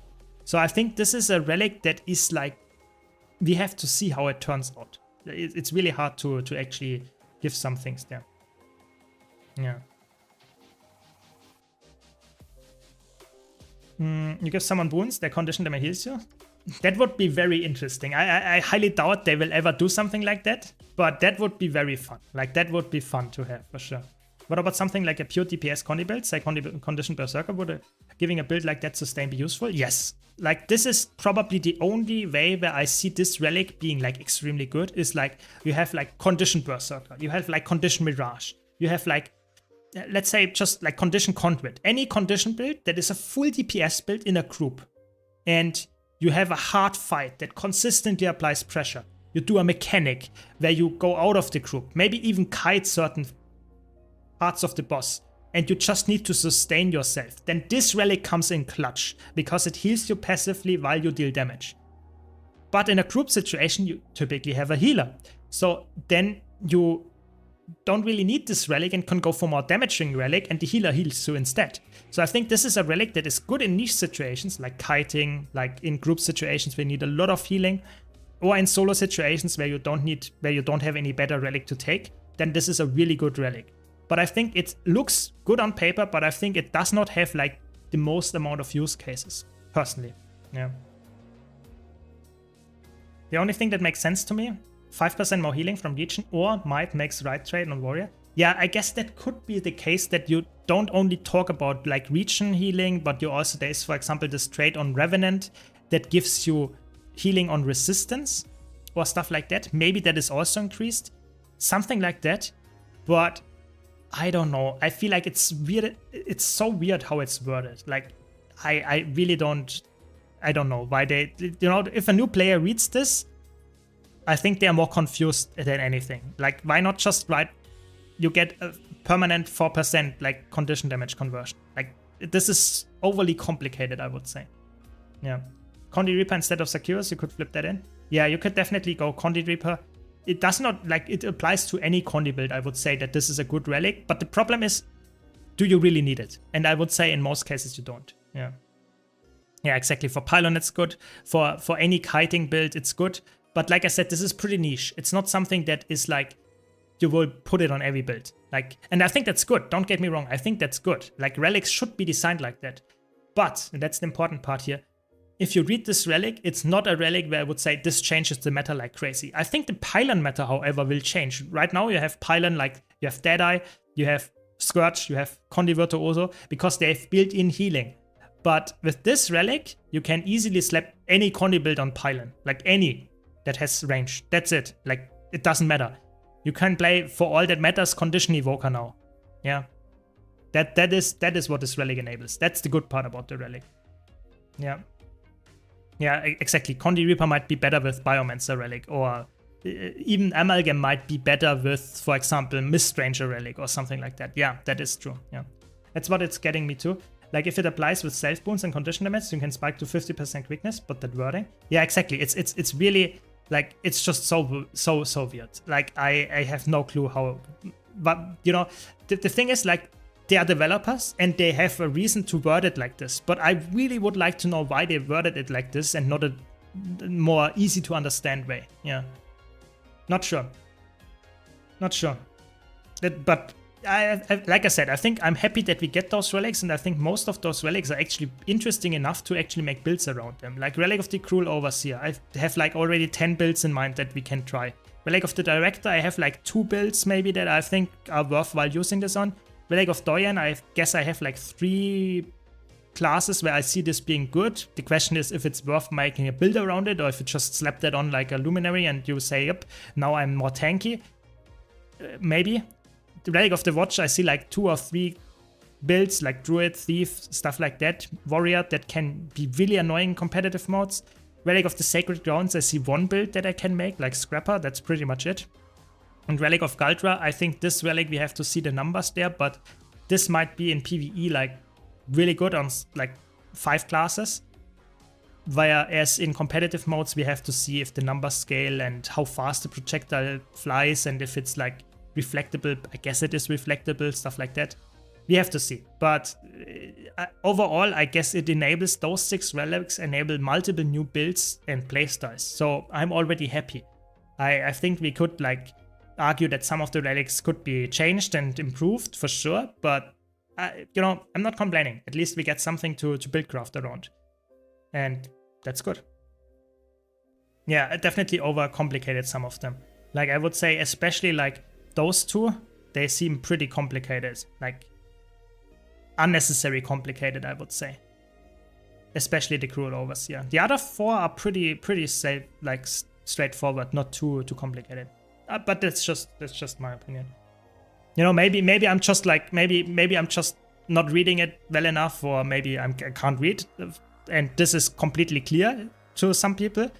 But I don't know. I feel like Guild Wars 2 is a game that mostly is played by casual players, and I think if you have relics that are really complicated, I'm not sure if the audience is actually there, you know.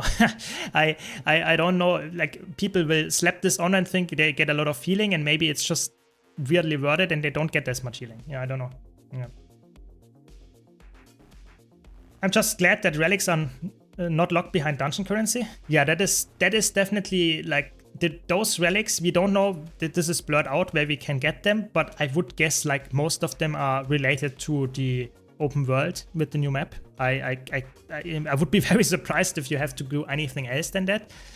But like I said, I will make a video about those relics as soon as they are out, and we'll talk about not only how the numbers are and look at them in all game modes and stuff like that, but also we'll tell you how to get them. And I guess that's the most we can get out of those relics for now. I will of course use also some of them in builds and try them out and stuff like that. Will be fun time when the patch drops. Only 2 more days, so not too long waiting time. Yeah. Yeah. The wording is American, so to say, in many things. Yeah, that is true. That is true. I think like I'm not often someone that says they should simplify things, because I'm often someone that says like simplifying things often also means you dumb things down and you make them a bit less interesting. So we had that before with, I guess we can jump back into the game, I guess. Give me a second. But I guess one of the things that we had before was that, for example, we had Banner Warrior, we had Spotter on Ranger, yeah? So we had different things on different classes, different elite specs that gave a unique buff, yeah? So that was something that ArenaNet was not happy with at a certain time in the game and said, nope, we don't want that. And then they swapped that and made it, so to say, easier for new players to understand, but at the same time, less interesting for veterans to theory craft around.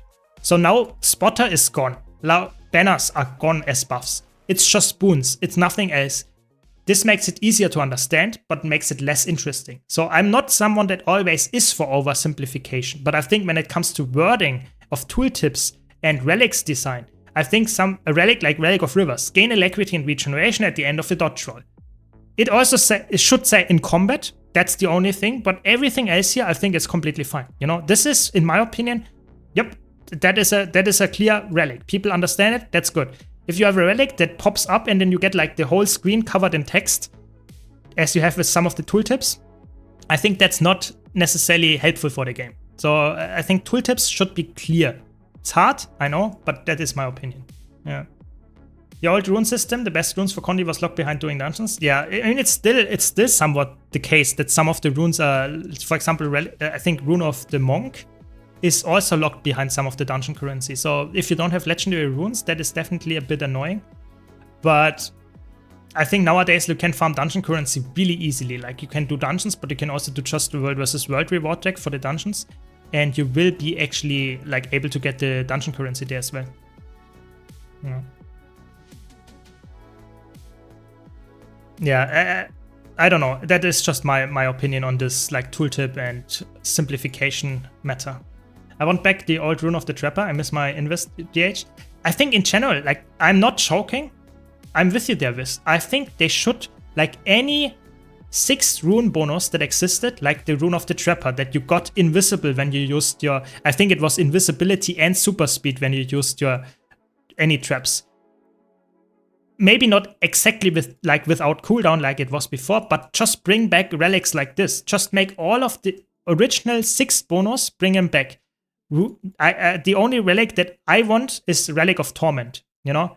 Give me my lifesteal or my healing on Torment application back. That is, you know, that is what I want. That I want to have all the relics back, or runes, 6 bonuses back that we had before, just for Moth Theory crafting. Yeah. Yeah, definitely. It's definitely an issue with the new players. I can definitely see that ArenaNet is like having a big problem with like making stuff understandable for new players. That is definitely something that can be. Ooh, this is a power-based. Interesting.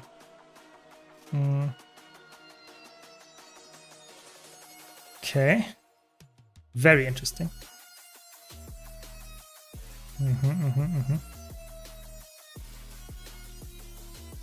It's a bit annoying. It's not a fight that I typically like to play here. With the 2 targets here, it's annoying. I could have won that. Welcome, Andre. Welcome. People confuse easy with straightforward, direct not convoluted. I don't need anything to be easy or gameplay to give me handouts. I just don't need unnecessary puzzles that are someone's stream. Exactly. I think like it's fine to have relics that are, so to say, not a new player will not instantly get what it means, but it should be explained in a way that you, if you read it like 10 times, you can understand it. So what is a good example of that? Not only relics, that goes for everything, but yeah. So for example, this relic is, in my opinion, a relic that is, you can understand it. It has a lot of like words there, but I think it's not like complete each trigger once to gain stacks of Titanic potential. Using a healing skill, use an elite skill, finish a combo field, disable an enemy, evade an attack. And then if you have 5 stacks, you get this buff. And it is a huge buff. And when you read this, it is not easy to play and not really straightforward as a relic. But if you, it's understandable. Compared to the other thing with the, like, you get healing stacks and then you get healings from condition damage and some kind of weird healing from, you get then also healing from boons a bit more. I don't know. This is like, I think they need to reword that. Yeah. What are you using to get a DPS meter? You can type !ARC in the Twitch chat or the YouTube chat and you will find it there. I have a full guide to set it up, yeah. And we also have a very nice spreadsheet thanks to Patricia in the Discord channel if you want to find it, how to set it up there as well and stuff like that.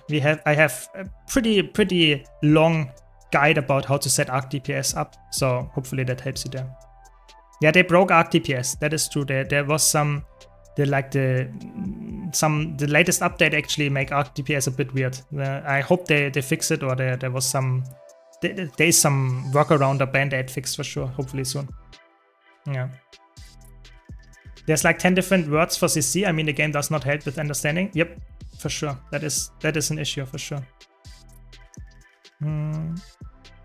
Yeah, I also think the old Rune of Torment was so good. Like, that was so insane. Like, I think they removed it because it was really good, like on Revenants, on Necromancers, on Thieves.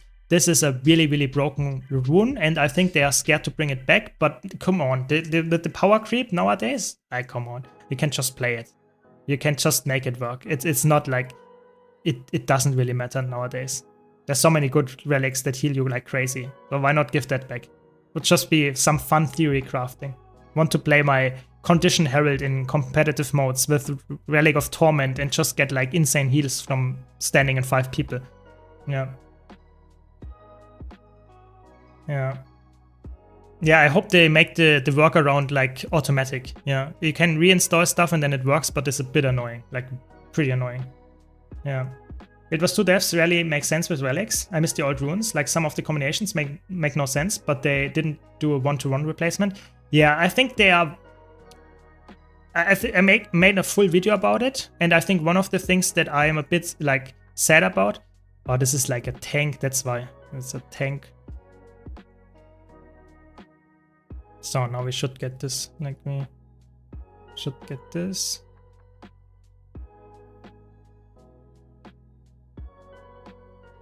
So now here. Oh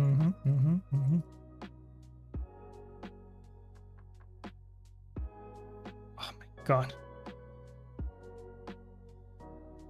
Yeah, this is the problem. Like, Harbinger is pretty squishy in outnumbered situations. Sad. I mean, sad. I really wanted to play a bit more Harbinger, but I'm just rusty on it. It's really the main problem here. Yeah, so Runes and Relics, we were talking about that. Runes and Relics, I think they are really pushing to get 6 new Visions of Eternity or expansion relics out every new quarterly patch. But I think they should also add some core relics. Like in an ideal world, they would add 6 expansion relics and maybe bring 3 core relics every patch that were existing before, maybe some new ones as well, you know, that we have some more variety. But right now it's always like they push 6 new expansion relics. I really hope they change that at some point, add more, maybe make some underused relics viable. That is also a big criticism there.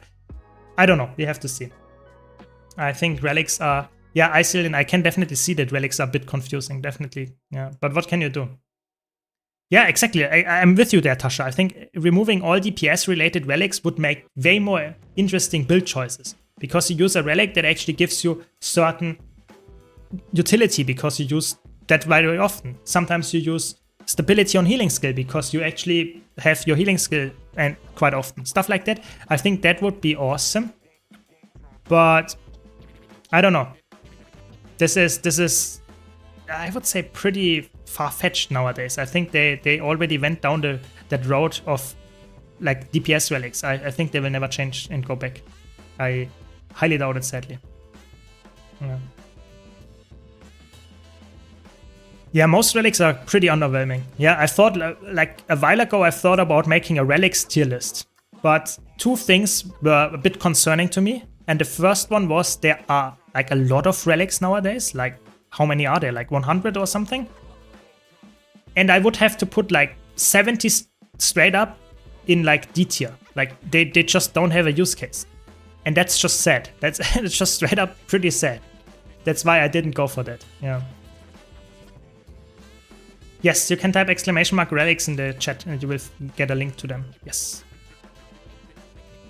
Yeah. Okay, what do we have here? Is that a power mirage? Some squishy mirage. Don't think they should remove DPS relics, but they should remove plain DPS boost relics like Thief Relic. Yeah, I think that is the most like boring ones. Like just straight up DPS boosts. I think that is the most boring one. I think a relic that gives you, like for example, more damage when you use your healing skill, I think that is not necessarily a bad relic because it incentivizes you to think about, do I use my healing skill for DPS or do you use my healing skill for healing? I think that is actually not a bad relic necessarily. But if you have a relic that just essentially gives you a 5% damage boost all the time, that's boring. That's just straight up boring. I agree with that. Like, I think DPS relics are, in my opinion, okay-ish if you have an interesting design with them. But if it's just a flat DPS boost, that's boring. Yeah, good point. Yeah. Good point. You should do this tier list. It would trigger a healthy conversation. Yeah, you really think so? Because I don't want to make a tier list and then people complain like, oh, the tier list guy did a tier list and he's running out of tier lists and it's just such a bad one and no one asked for it.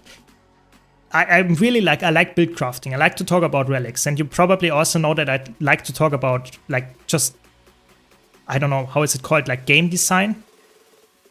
But at the same time, I feel like this might be a tier list that might be long and pretty painful to watch, to say the least. Yeah.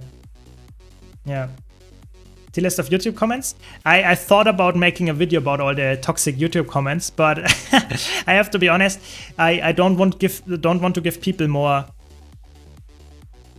How can I say, more attention than they deserve, because like there are some really toxic YouTube people out there. Yeah. Yeah. Am I incorrect in thinking that the game is poorly designed for range combat? Some classes clearly don't have strong AoE range capabilities. Yes, the mobs and encounters you experience in game are clearly prioritized. I would say like Guild Wars 2 is a game that actually has pretty good solid range and stuff in every class, but you need to understand that it's not as straightforward as, for example, if you go in a game that has an archer class and you have like 20 buttons and 15 of them are range. Guild Wars 2 is not like that. Guild Wars 2 is all about changing stuff up. Guild Wars 2 is like a class is way bigger than a lot of other classes on other games. So I think it's I would say the game is not poorly designed, it's just differently designed than a lot of people expect it to be. We had this debate like a lot of times here on stream, but I personally think it's like it's not everybody's game. That's more like it. It's not poorly designed because of that. Yeah. I will still wait for that video. Yeah, maybe. I think the damage to healing relics are interesting to open up new kiting possibilities. Yeah, I think that's a good, interesting design for sure. I agree. I found playing Necro far easier through story mode than anything else. I mean, that's a common thing, yeah. I mean, not every class is as easy as others. I mean, that's just how it's designed, you know. Some classes are more like straightforward than others. I think that's fine. And also, it always depends a bit on some players, for example, have a certain playstyle that they like, that they enjoy, and some other players have another playstyle they like, enjoy. I would not go as far and always say, oh, the game is badly balanced or badly designed. It's just different, you know. Everybody's different. I think that goes for choices in gaming as well.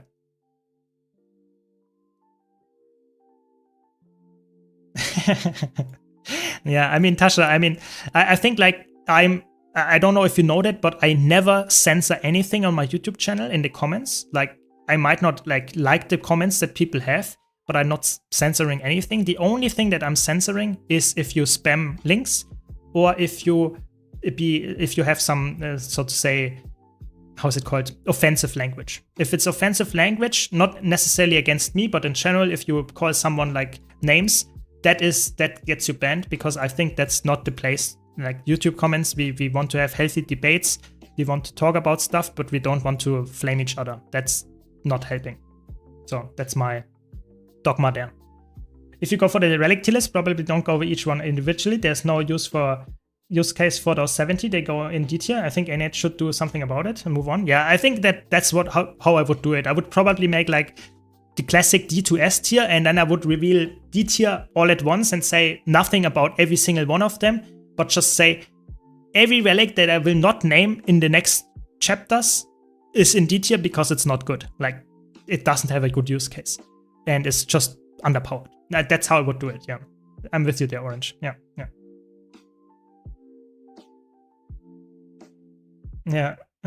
But since story is needed to complete in order to unlock the game, and pure melee builds, in my opinion, seem to suffer far more often from ranged sustain builds. Doesn't seem fun. I think it's more like, I don't want to be the guy that tells you that, but Guild Wars 2 is a very skill-based game, yeah? And yes, you are right, ranged builds are typically easier, but they are not stronger because of that. In Guild Wars 2 PvE, the balancing is more like range builds have less damage than melee builds typically. So that means that, yes, you have an easier time with like range builds in story and stuff. But if you get better at the game, you will notice that you will be faster and have no problem of killing story and stuff like that if you go for melee builds as well. You just have to get a coherent build going, and then that looks completely different. And I'm talking about PvE here. If you go in competitive modes, that looks completely different.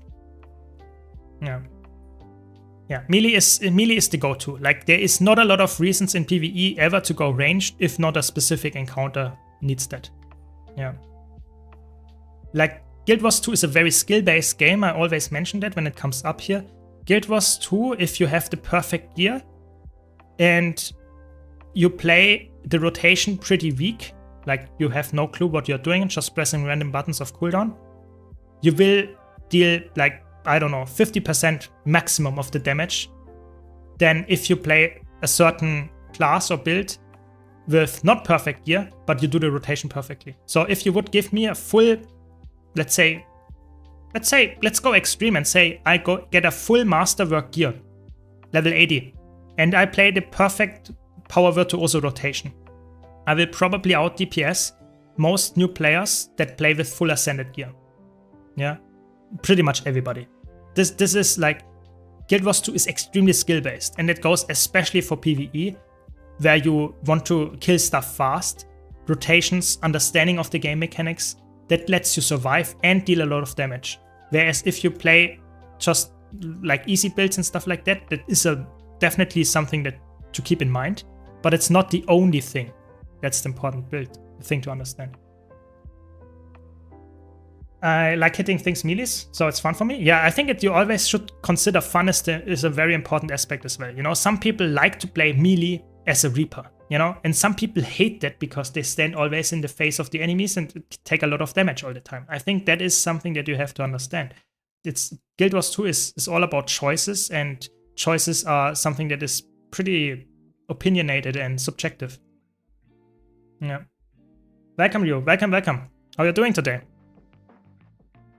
But it's just my, you know, it's always like I share my opinion. That does not mean it's the absolute truth, you know. So if you have like some arguments to change my mind, I'm always up for that, you know. I'm always like to talk about stuff. Just be civilized about it. Yeah.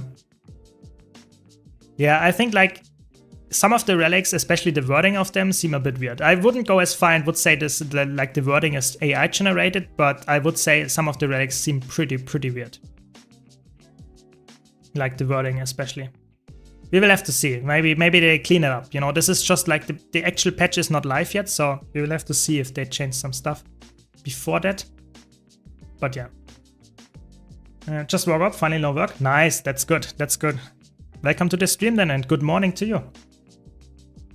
But range is nerfed into the dirt for damage. So if you're going for speed, don't do range, just do melee condi. Yeah, I think like Guild Wars 2, it's people talk about this all the time, that range and melee and stuff like that, but I think it's not necessarily that a range build does more or less damage than a melee build. It's more like in Guild Wars 2, the game is designed around stacking on top of each other. Like, it's a MMO, and you typically play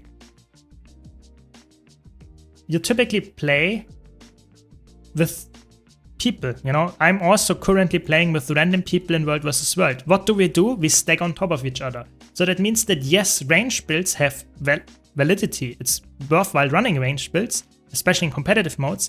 But a lot of times you anyway stack on top of each other, and in PvE you stack on top of the boss on top of that. So it's like, is there a reason in Guild Wars 2 PvE to ever run a pure range build? There is like, I would say, a couple of encounters where a ranged build is really superior to a melee build. But in a lot of cases, it does not really matter. That is the important part. Melee is straight up oftentimes the go-to option. Yeah. I feel the new relics can have some usages for PvP and World vs. World this time. We haven't had good ones for competitive modes lately. Yeah, I think they seem like at least 3 of them I instantly see like really good. Like Doyen with the damage reduction, instantly I would say see in competitive modes. I even see the Immobilize one in World vs. World instantly. There are definitely ones that are really like, yeah, see them. definitely in competitive modes. I would say this batch of relics seems actually pretty solid overall. Yeah. Relic of the Silent Fang. Striking a disabled enemy grants stealth 1 second and swiftness. Cooldown 8 seconds. Oh yes, that's good. You strike a disabled foe and get like every 8 seconds stealth. Oh yes. That seems pretty good. Yeah.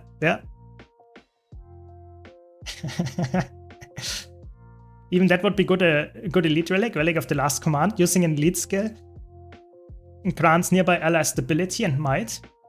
That to be honest, that sounds like a relic that could be in the game. You know, giving 3 seconds of stability every 20 seconds on an elite skill. Why not? You know, I would guess the cooldown should be a bit higher then. But I guess that is a relic that you could see used in PvE, like on a Firebrand that already has stability. I guess that's not that good, but like on Mirage, maybe, you know, you could finally make a healing Mirage again. Yeah, stuff like I mean, I would be interested. Yeah, I mean, Burnbrand sadly, you know, that the relic would give you stability on elite skill cast, but the thing is, like, yeah, I guess you could use that on Female Wrath, but Firebrand already has access on stability on elite skill, so I guess it would not be making that much of a difference. But on Mirage, that would be funny. Yeah, for sure. We really need party stability relic. We have self one. That's not ideal for World vs. World. I think that would be really cool. Like, I think you should make a relic that provides stability, quite decent uptime of stability, for example. But, and that's the cool part, it needs heavy setup. So in my opinion, it would be really cool that if you can use a relic, pretty much like we had it earlier on stream here, the relic that, for example, gives you like all the boons and a big damage buff when you use like a combo, when you use like an elite skill, a healing skill and stuff like that. Why not make a relic that gives you your party stability? Like what could it be? Like after every, I don't know, every 3 times you use an elite an utility skill, you get stability on the next one or something like that. So something that provides like utility to every class and can be really good, and you don't really need to spam certain skills over and over. Yeah, with a cooldown. Why not? Like something like that. Why not? After using healing skill, I guess, but there already is a relic like that, so I would guess they just needed to make this a bit more versatile and improve it, maybe. I don't know. That's just my. I think they always are concerned with balancing, and I think giving stability on relics is probably already pretty. Yeah, I don't know, pretty nasty to balance. We have to see if they like are willing to give more stability relics out. I think they are really scared to give like stability or really good boons on relics that you share with allies. That is probably the reason there. Every 20 to 25 seconds? Yeah, exactly. It's not party-wide. That's the main issue. I think if it would be party-wide, oh yes, that would be good. Relic of the Squid or Squid Scuffle relics are now unstable Squid Bomb. It would be good. Like in general, I like to have more relics that are focused on like classes. Thanks a lot, I love that drink. Really appreciate it. Thanks a lot for the prime. Hope you're enjoying the stream. Thanks a lot for the support. I think it would be really cool to have more relics that are focused on classes. I talked about it in a while ago on stream. Like relic of every single class should be, for example, relic of the Necromancer. Like get life force when you inflict fear, and your fear inflicts last 50% longer. So this is a relic that you could use on other classes, but it would be even better if you use it on Necromancer. Yeah, stuff like that would be actually quite interesting. Like give us some more relics that are useful on a certain class really well, that is just making sense, but on other classes it can be used as well. Do we get a pull? No. I don't know. We have to see what they come up with. Hopefully some interesting things. Get some boons out. Nice, we got a kill. Maybe we can get the rally. Yes. Wanted to rest, but sadly they succeed me. Okay. Yeah, in World vs. World or in competitive mode, sometimes the meta is even more richer than in PvE, which is insane because the meta in PvE is already pretty rich with the relics. Yeah, yep. I have not yet the infinite primer. No, I can purchase the PvE one, I think. I don't have the one in World vs. World yet because the World vs. World one is really expensive. It costs like 6k tickets and I have like 5k. I am currently waiting until the World vs. World Legendary is out because I will want to do that as well. So I will go for the infinite primer and food and stuff as soon as I have, so to say, the confirmation that I'm done with my other farming things, you know, that I don't need to spend my tickets or the stuff that I need for the legendaries on the primers because it's not that urgent for me, you know. The primers are nice to have, but not that important. I think we are losing people. Yeah, that's not good. Can make on all classes with different weapons and specialization how to play PvP and World vs. World. I will try to make something like that because that is definitely new player friendly. It always has to be. Oh, I think we lost here. I think my team is dead. Yeah, I think we are so dead. That's okay. The problem is like it would be very long videos to talk about how to play a certain class in all game modes and stuff like that. It's just like the game is huge. There's a lot to cover. So I will try to come up with something, but I cannot promise you anything. Yeah. Glad you're enjoying the videos though. Imagine those Relic of class XYZ would have stronger effects if you use it on the class. I think you have to be careful to not make relics like too class style, you know, that you have relics, certain relics that are really good on one class and the same relic is like just straight up unusable in another class. I think that's hard to balance. But if you do it correctly, then I think it would be a nice roleplay flavor to make class relics that are actually also useful in other classes. I don't know, why not? Yeah. Relic of the range DPS, get 10% damage. Nerf backend skills reset 10% faster. if you are standing like more than 600 range away. Yeah, that would be funny. That would be funny for sure.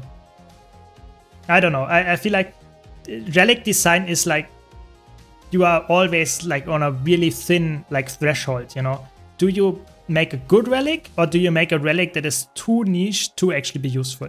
And I feel like class relics are pretty hard to come up with. That's why they didn't do it. Like there are some relics. There is the Relic of the Mirage. There is Relic of the Thief. You know, there are those relics, but they are not the full coverage. There is no Relic of the Mesmer or something like that. There's a Rune of the Mesmer, but there's not a Relic of the Mesmer. So you have to see. You have to see if they ever do that. But like I said, I think they are pretty much done with the core relics. I think they will never do core relics again because they're only interested in like Visions of Eternity, expansion relics and stuff like that. We will see. Yeah.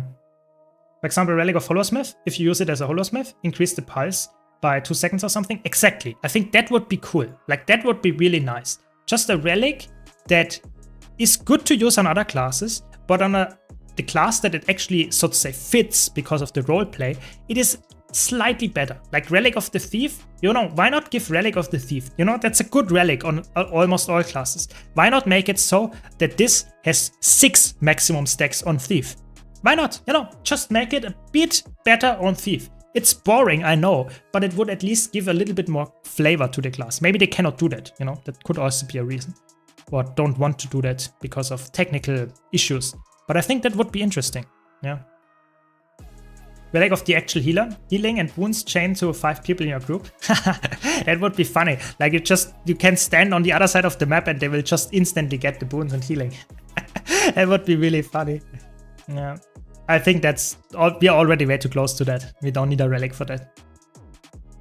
Yeah, it definitely eliminates the stacking issue to at least some extent, but don't forget, like in World vs. World, for example, stacking is also about damage reduction because you're stacking on top of each other and, so to say, distribute the damage. And in PvE, it's also like you want to stack on top of each other because the boss is there. So why would you go somewhere else if, like, what is the reason? You know, it doesn't really make a difference. So I think, yeah, you're right. You could eliminate some of the stacking issues, but you would not end up with, like, not stacking anymore. It's just too deeply ingrained in the game, I would say. I think a good start to fix relics is just straight up nerf all of the meta relics. I guess you could do that. I think in the history of Guild Wars 2, since Relics came out, we had like 2 nerfs to Relics.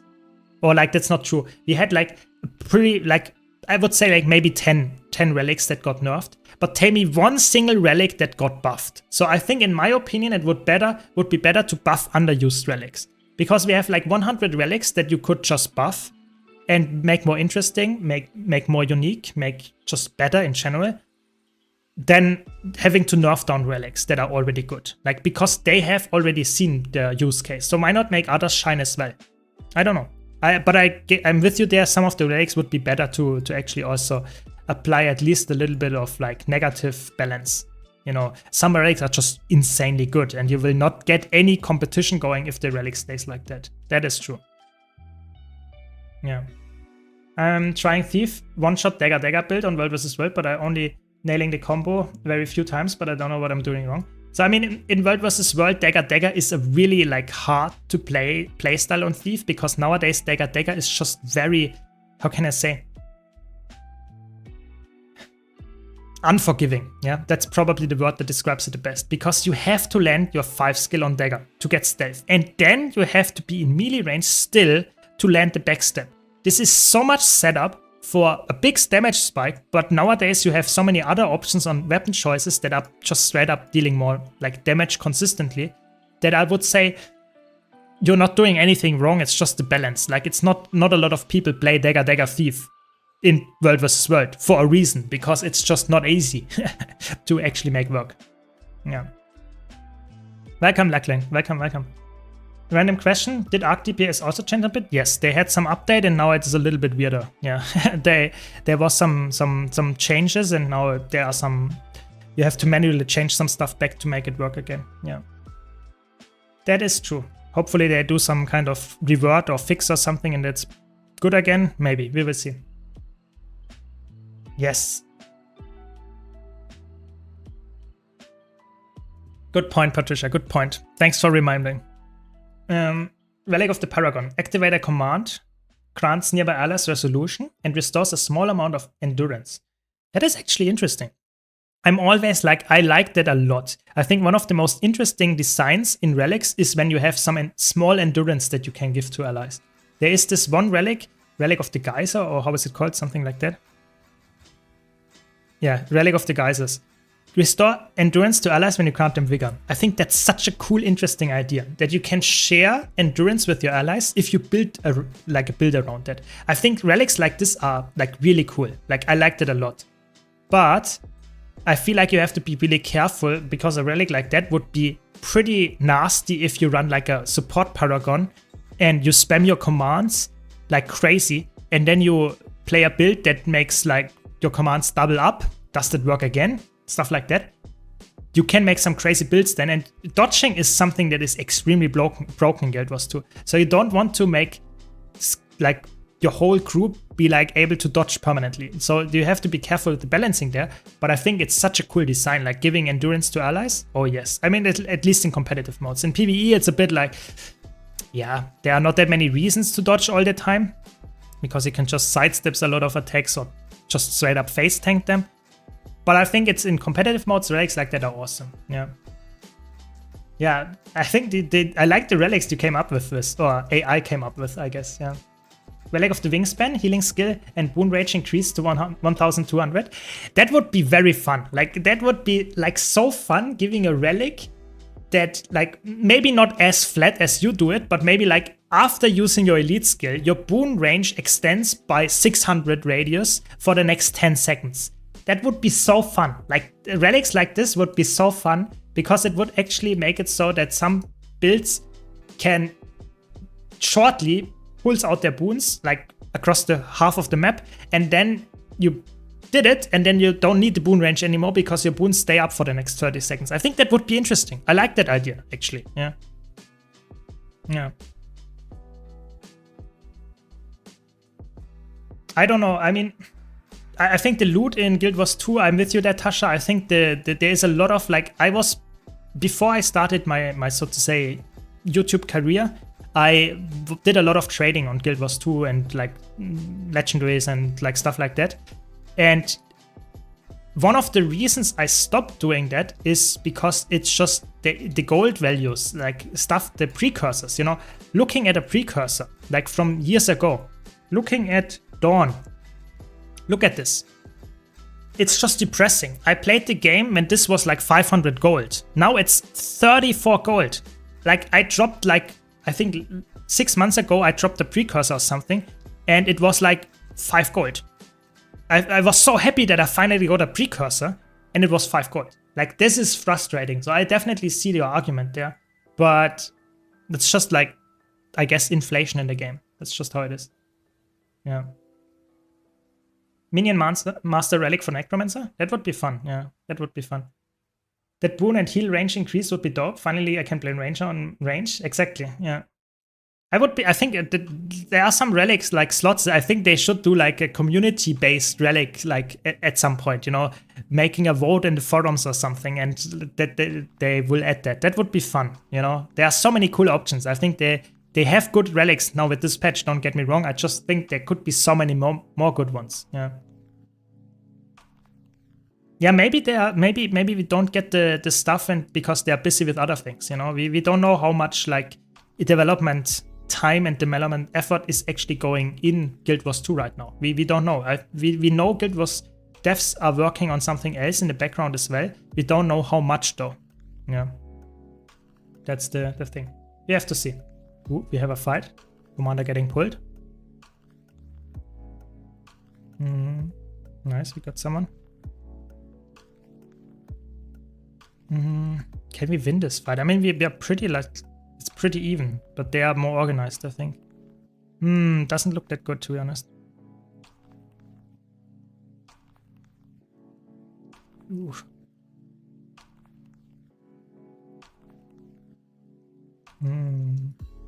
Yeah, I think that's the end. The end of this. That's not gonna work. I think I don't want to run here. I also got the hammer precursor random drop, and it was depressing. Yeah, exactly. I think I'm not saying that's like a bad thing. I think it's just a development that you can definitely see in Guild Wars 2 right now, with like a lot of things that they don't add as much new exciting loot sources other than big ticket items. I made a full video about this topic, and I think Guild Wars 2 has like insane amount of big ticket items nowadays. Oops, that's not what I wanted. So if you look at infusions, you know, you have like Chakra infusions, you have like the Mystic infusion, you have like so many really expensive items as infusions, but most players never see this. So I think like small items are just typically chunk. You know, if you look at my inventory, I get so much chunk that you can sell for a couple of copper and silver. It is not really a lot. So I think it would be cool to have some kind of middle tier loot item that is actually exciting when it drops. Not as exciting as Infusion though, but just a little bit of like, let's say 100 gold, 200 gold, something like that. But it drops at some point, you know, it's not something that, yeah, mystically there could be a drop if you are really lucky, but most players never get it. I think it would be way more interesting to have something that is actually like, you know, that can happen. And it will happen at some point if you just play enough. That's a really good point, yeah. I hope that will happen at some point. Yeah. I think the Wizard's Tower drops for 1000 points. Yeah, definitely. Like this definitely influenced the precursor. Like the Legendary Starter Kit completely destroyed precursors. Like after we got all of them, it's just like there's no precursor that is like essentially worth a lot anymore. It's sad, but I think that makes sense because they wanted to give more new players the option to start getting legendaries faster, and I think that makes sense. But it also hurt the precursor economy for sure. Yeah. Yeah, and the Lodestorms for sure were... The Lodestorms are a good example why there can still be some of those middle tier items, for sure. I'm just saying some of the middle tier items from before were precursors and they are all gone, like from the prices. Relic of the Beastmaster. When your pet or minion strikes an enemy, gain 1 stack of might for 1 second. For 5 seconds. At 5 stacks, your next command or minion skill recharges faster. That sounds interesting. I'm not sure like how many builds actually would be able to use that efficiently, but I think that sounds like a cool relic. Yeah. Economy-wise, I wish they would just give us the option for liquid gold or materials. The thing is, they really are scared to give you more liquid gold. And that's why they introduced, for example, in the Wizard's Vault, this Wizard's Box of crafting materials instead of the liquid gold. Because it is just inflation otherwise. And I would say in terms of gold value, so in terms of gold to gem conversion and gold value in general, they were pretty good with managing it. I think it's just a problem that we have this mid-ticket, mid-level, middle ground loot item drops. Those are pretty, I don't know.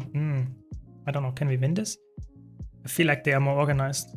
Yeah, they farm us every time.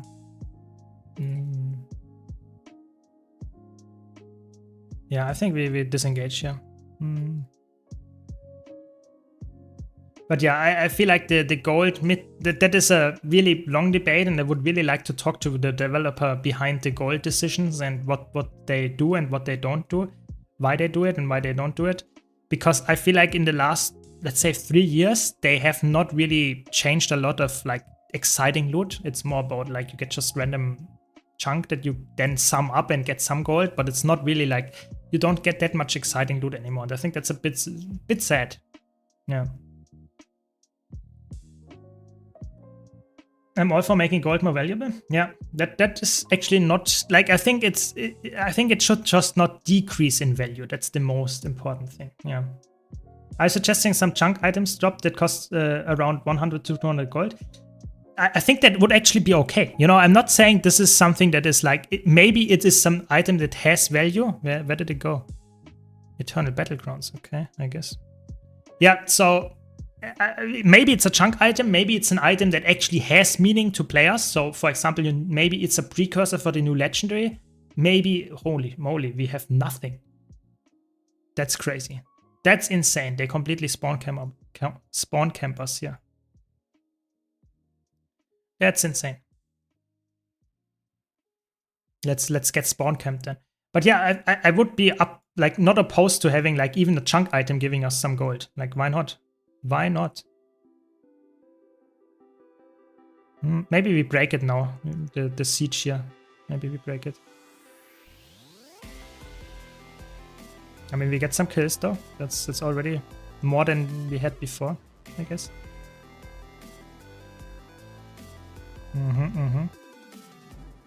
Got an infusion last year and destroyed it before I knew what it was. Ooh, that hurts. Yeah, that is painful. Yeah, infusion is definitely something that is like, for new players, it's not something that you would expect to be valuable. Yeah. But it is if you get it. Yeah. Inflation is also scary for new players. They see 2,000 gold for legendary and might feel it unobtainable. Yeah, exactly. You have to be really careful as a developer to find a sweet spot there. I think it's really tough. Really, really tough. Like, I don't want to be in their shoes. Like, I think that Guild Wars 2 is pretty like rigid in terms of the economy. But if they ever create a new game, I think they have to be really smart about how they introduce like economy items and stuff. And maybe learn something from the things in Guild Wars 2 that they learned there. I think that could be something that they should look at. Yeah. Most new folks do not even know what they need to make 18 conversions before they can get the 3 gold, the meta completion. Yeah, that's definitely a bit like painful, but the problem is, again, if you give everything liquid gold, then liquid gold will become less worthwhile to use or to have, and then everything like the materials go like the thing is like inflation and deflation are both bad things. So you don't want to have more gold influx because then the gold itself gets less value, and then you have like your legendary now costs, instead of 2,000 gold, it costs like 5,000 gold because the materials and the things that you need to sink in are just more expensive. I don't see that being good either, especially with like they want to balance around the currency exchange all the time. So it's in their interest to make gems have a value that is almost somewhat similar all the time, because that's just, you know, how they make a lot of their gold or like money in the real world. Yeah, definitely a tough issue to tackle, I would say. Yeah. But this is, you know, this is just my opinion as a player, you know. Might be completely different for someone that is like has some background in economy and things. Yeah, that is an easy fix doing it like that. I just say middle tier loot and make loot more exciting while keeping the economy stable would be, in my opinion, a rather reasonable approach. I like the Draconic Lodestones from Drakar and stuff like that they got more value with the last legendary. Maybe make some new stuff that is also like valuable to farm on the Visions of Eternity maps and gives some influx to players that want to farm open world and give them liquid gold via that. But at the same time also make some middle ground loot in the meta event. I don't know, we will have to see. Do you remember the old school shiny bubble farm? Yeah, that was definitely interesting. They are like really like crazy spawn camping us. That's insane. But yeah, I mean that was definitely interesting. And some of the things that were back then were really fun and they should bring it back, but I don't see them ever coming back. Like ever, sadly. Yeah, but it was fun. It gave a lot of liquid gold. Like it's still like bubble farming is still really like if the weeks are setting up correctly, you get a lot of ways to do that. I have supplies. Let's see. They don't make any money on new folks that just stop the game because they think they need to spend $20 to get 250 gold. That is true. Like I'm not saying you're wrong. I'm just saying as their argument is to keep the gold value somewhat stable is important so that they can make the gems worthwhile to purchase and not always convert gold into gems. Yeah. So you have to understand their side as well. That's what I mean. But I'm 100% there with you. That I feel like that liquid gold is for new player pretty tough to come by if you don't know that you need to convert essentially everything using the trading post, using like currency conversion. That's why I make so many guides about it, because I think it's confusing for new player and they might actually don't like the game anymore because they think like, oh my god, this legendary costs me 1.5k gold. How would I ever get that if I have a daily gold income of 2 gold? Like this takes me years. But if you would just look at their gold income via all their materials and everything they get, then it's essentially way higher. They just don't know what actually is all worth. Yeah, that is definitely a problem. Yeah, I think gold farming in Guild Wars 2 is like almost everything gives you gold, but farming direct gold is very rare. So it's always like you get gold from essentially just like selling everything, converting everything. So a good example here is my account. Yeah, if I would convert my wallet stuff, like the spirit shards, like for example, like the Imperial Favor, like my PvP tickets, my like what else is there good? Like I have a video coming up this weekend about this as well, like Unbound Magic, Volatile Magic.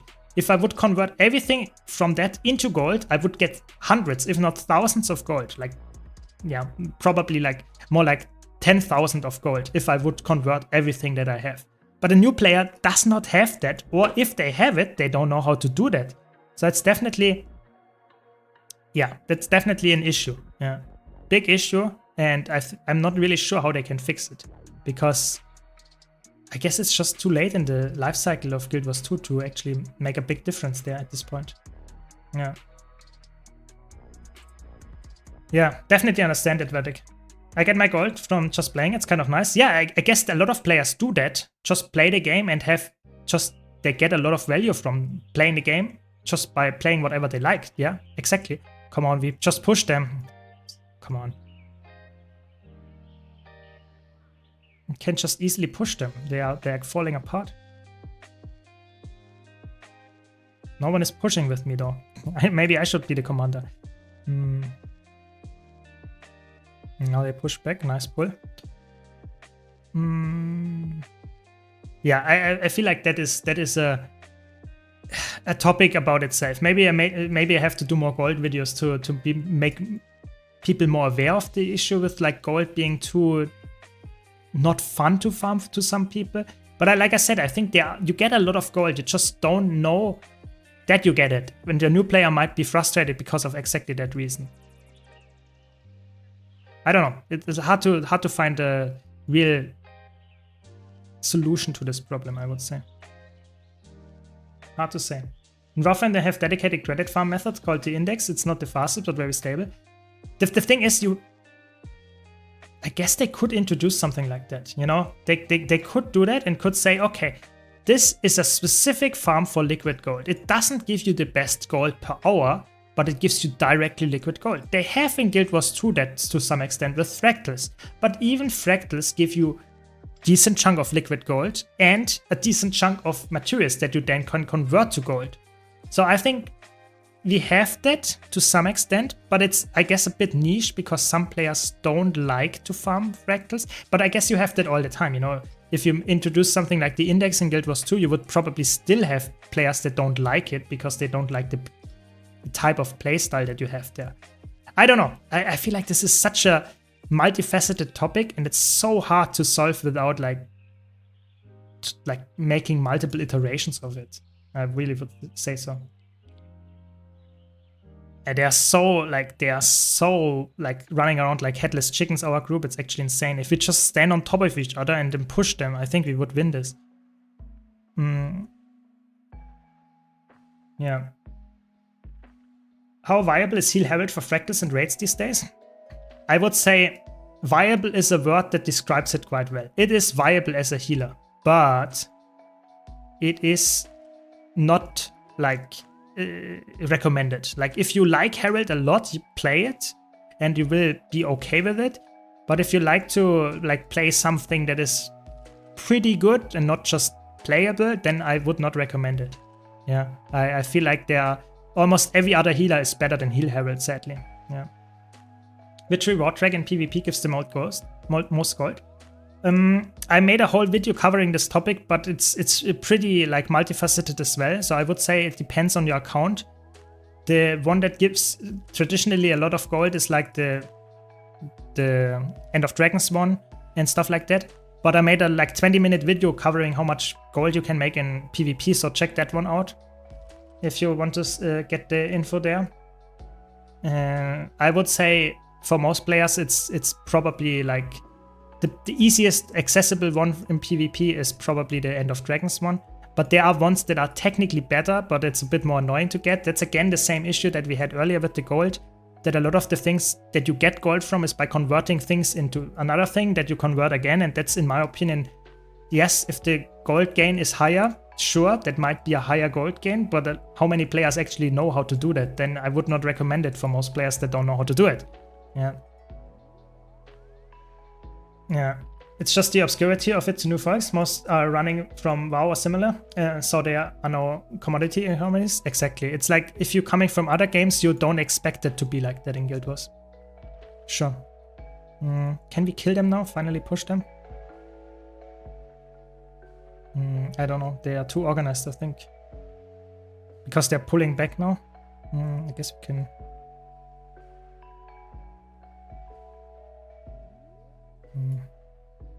No one is pushing with me. It's fine, it's fine. Yeah, luck does not a lot. Yeah, Magic Find, you know, I made a recent poll on my YouTube channel asking how many of my viewers actually have Magic Find maxed. And I was really surprised how little amount of people had that. You know, 40% of my viewers are veterans since beginning of the game. You know, they played the game since launch. However, only, it's crazy, only 10% of players have Magic Find maxed at 300%.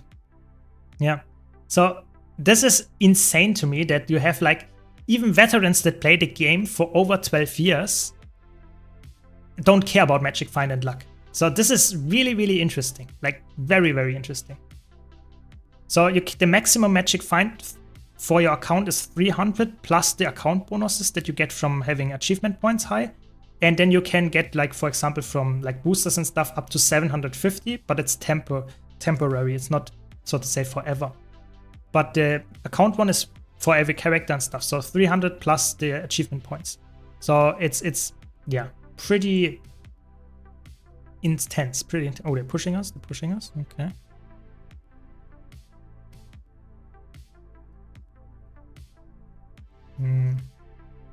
Don't know. I don't know if we win this. Glorious reward track is good? Yeah, there are a lot of ones. That's why I made a whole video about it and covering the topic. So you can find it on my YouTube channel. It's under the gold guides, and This was one of the videos that I put a lot of effort in. Sadly, it didn't get as many views. So if you're interested in the topic, how to gain the most gold out of PvP and like up to 35 gold an hour just by playing ranked PvP, it's possible. Watch this video. You will hopefully see my proofs and be able to do it as well. Yeah.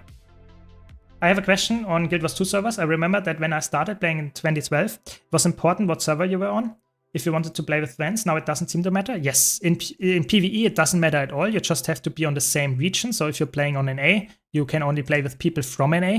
That makes sense, but that's pretty much it. Even in World versus World nowadays, the servers don't matter. So it does really, like, there is literally no reason to be like scared of picking a server in the beginning, because it is always like the same for everybody. Like the mega servers, so just like servers that create itself if they are necessary in PvE, will just make another map instance when you need to, and you can play with your friends whenever you want.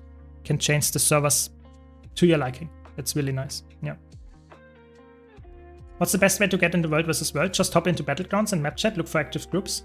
Yeah, you should not look into LFG. Like the maps are, you just what I did, you know, just join a map, look if there's any commander tag or something, and then just join the groups there. You would not check LFG. LFG is not working there. You just go into the map and see if there's someone there. Typically, of course, if you get more experienced, you want to go in like guilds or something, because they do more static runs, organized groups and stuff like that. But if you are like me and don't care that much about being completely organized, then it's completely fine to just randomly join like groups and people that are there, like I'm doing right now. Works pretty well actually, especially if you are on the correct like guild server. Yeah, on the correct, so to say, team right now. So can we push here? Can we kill here? Nice, we got one. Some more, please. Ooh. I've been running around here for a better part of a decade, and a good bit of it has confused me still, though it's good if you put in the time to understand. Exactly. I think like Guild Wars 2 is a huge game, and it goes for all modern, or like not any more modern games like MMOs like World of Warcraft, Final Fantasy. They are huge games. It's like even I that played hundreds, thousands of hours of Guild Wars 2, I still learn something new almost every day. So it's like, sure, just go in with a mindset of saying, yep, I want to have fun, I want to improve, and you will learn something and will get better and still have like a lot of new stuff to explore. And there will be some stuff that will be confusing, sure, but a lot of times that should not like decrease your fun, in my opinion. At least that's the case for me. I like to learn some new stuff and get better at the game, even after playing for thousands of hours. But that's just me, you know. Some people don't like to always be the learning part. Yeah, I don't know. I think we will not break the siege or whatever we are doing here. It's pretty stalemate here for sure. But yeah, that's just my opinion on the learning experience and stuff like that.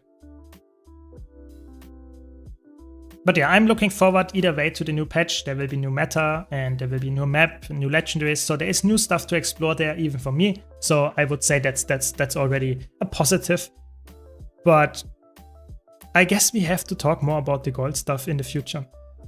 And hopefully that will be with the meta a bit more interesting as well. You have to see. You have to see.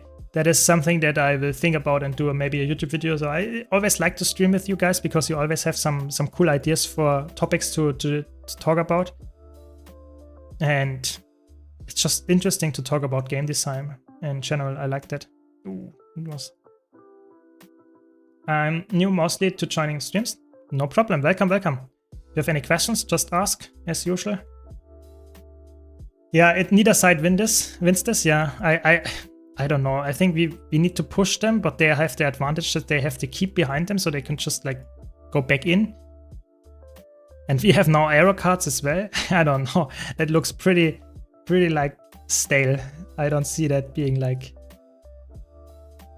ever pretty.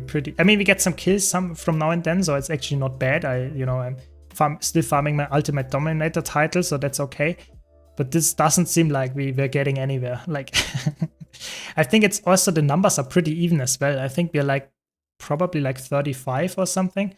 The enemies are also below 40, I would guess. I don't know. I play Guild Wars 2 for a decade, but never found options how to show my FPS like you do next to your action bar. This is Arc DPS. This is an add-on. It's a legal add-on. I have a full setup guide. This is just an Arc DPS setting where you can show this. This is, in my opinion, quite nice because I always want to see my FPS, and you can see they're pretty low actually right now because there's so many people and skills happening, and the ping as well and the response time. So that's quite nice. Yeah, Arc DPS. That's it.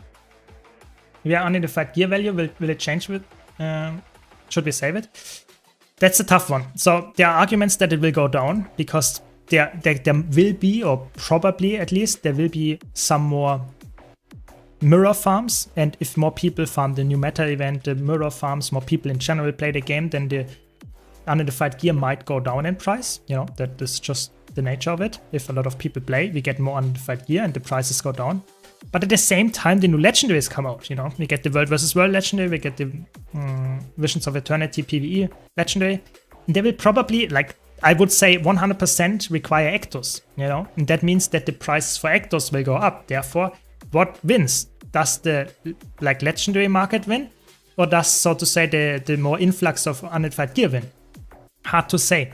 I would say, realistically, in the beginning, there might be a spike of Ectos, so it might go drastically up, the Ecto prices. But then I would guess as soon as more people play the map, they will go back down. That would be my guess. But you know, I could be completely wrong, and it could be the opposite, that everyone sells in the beginning because everyone has stockpiled a lot of Ectos and unidentified gear, and then it goes back like up. Because I don't know, hard to say. I think it's really hard to predict, and if I had insider information, I would not be able to share it anyway. So I'm sorry, cannot answer this question. Yeah. Did you save your Castorian gearboxes? I wonder if they add the new skins to them. So I can show you something. I have some Castorian gearboxes saved up, exactly 52. I can select some skins there, but most importantly, I can get the 6 new relics instantly. I will still have 46 of those left over. But who knows, you know, maybe there's some skin in there that I can instantly unlock as well, so that's why I have it. Yeah, I think I have some stockpiles there. That is the good part. I'm not sure if it's necessary though. Yeah, definitely, I would say, over the top.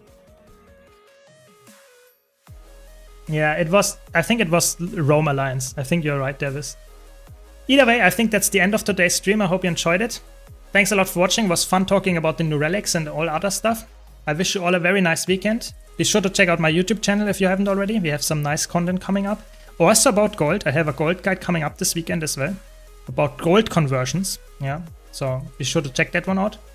Have a nice day. Thanks everyone for joining. Thanks for your support. And yeah, see you around. Cheers!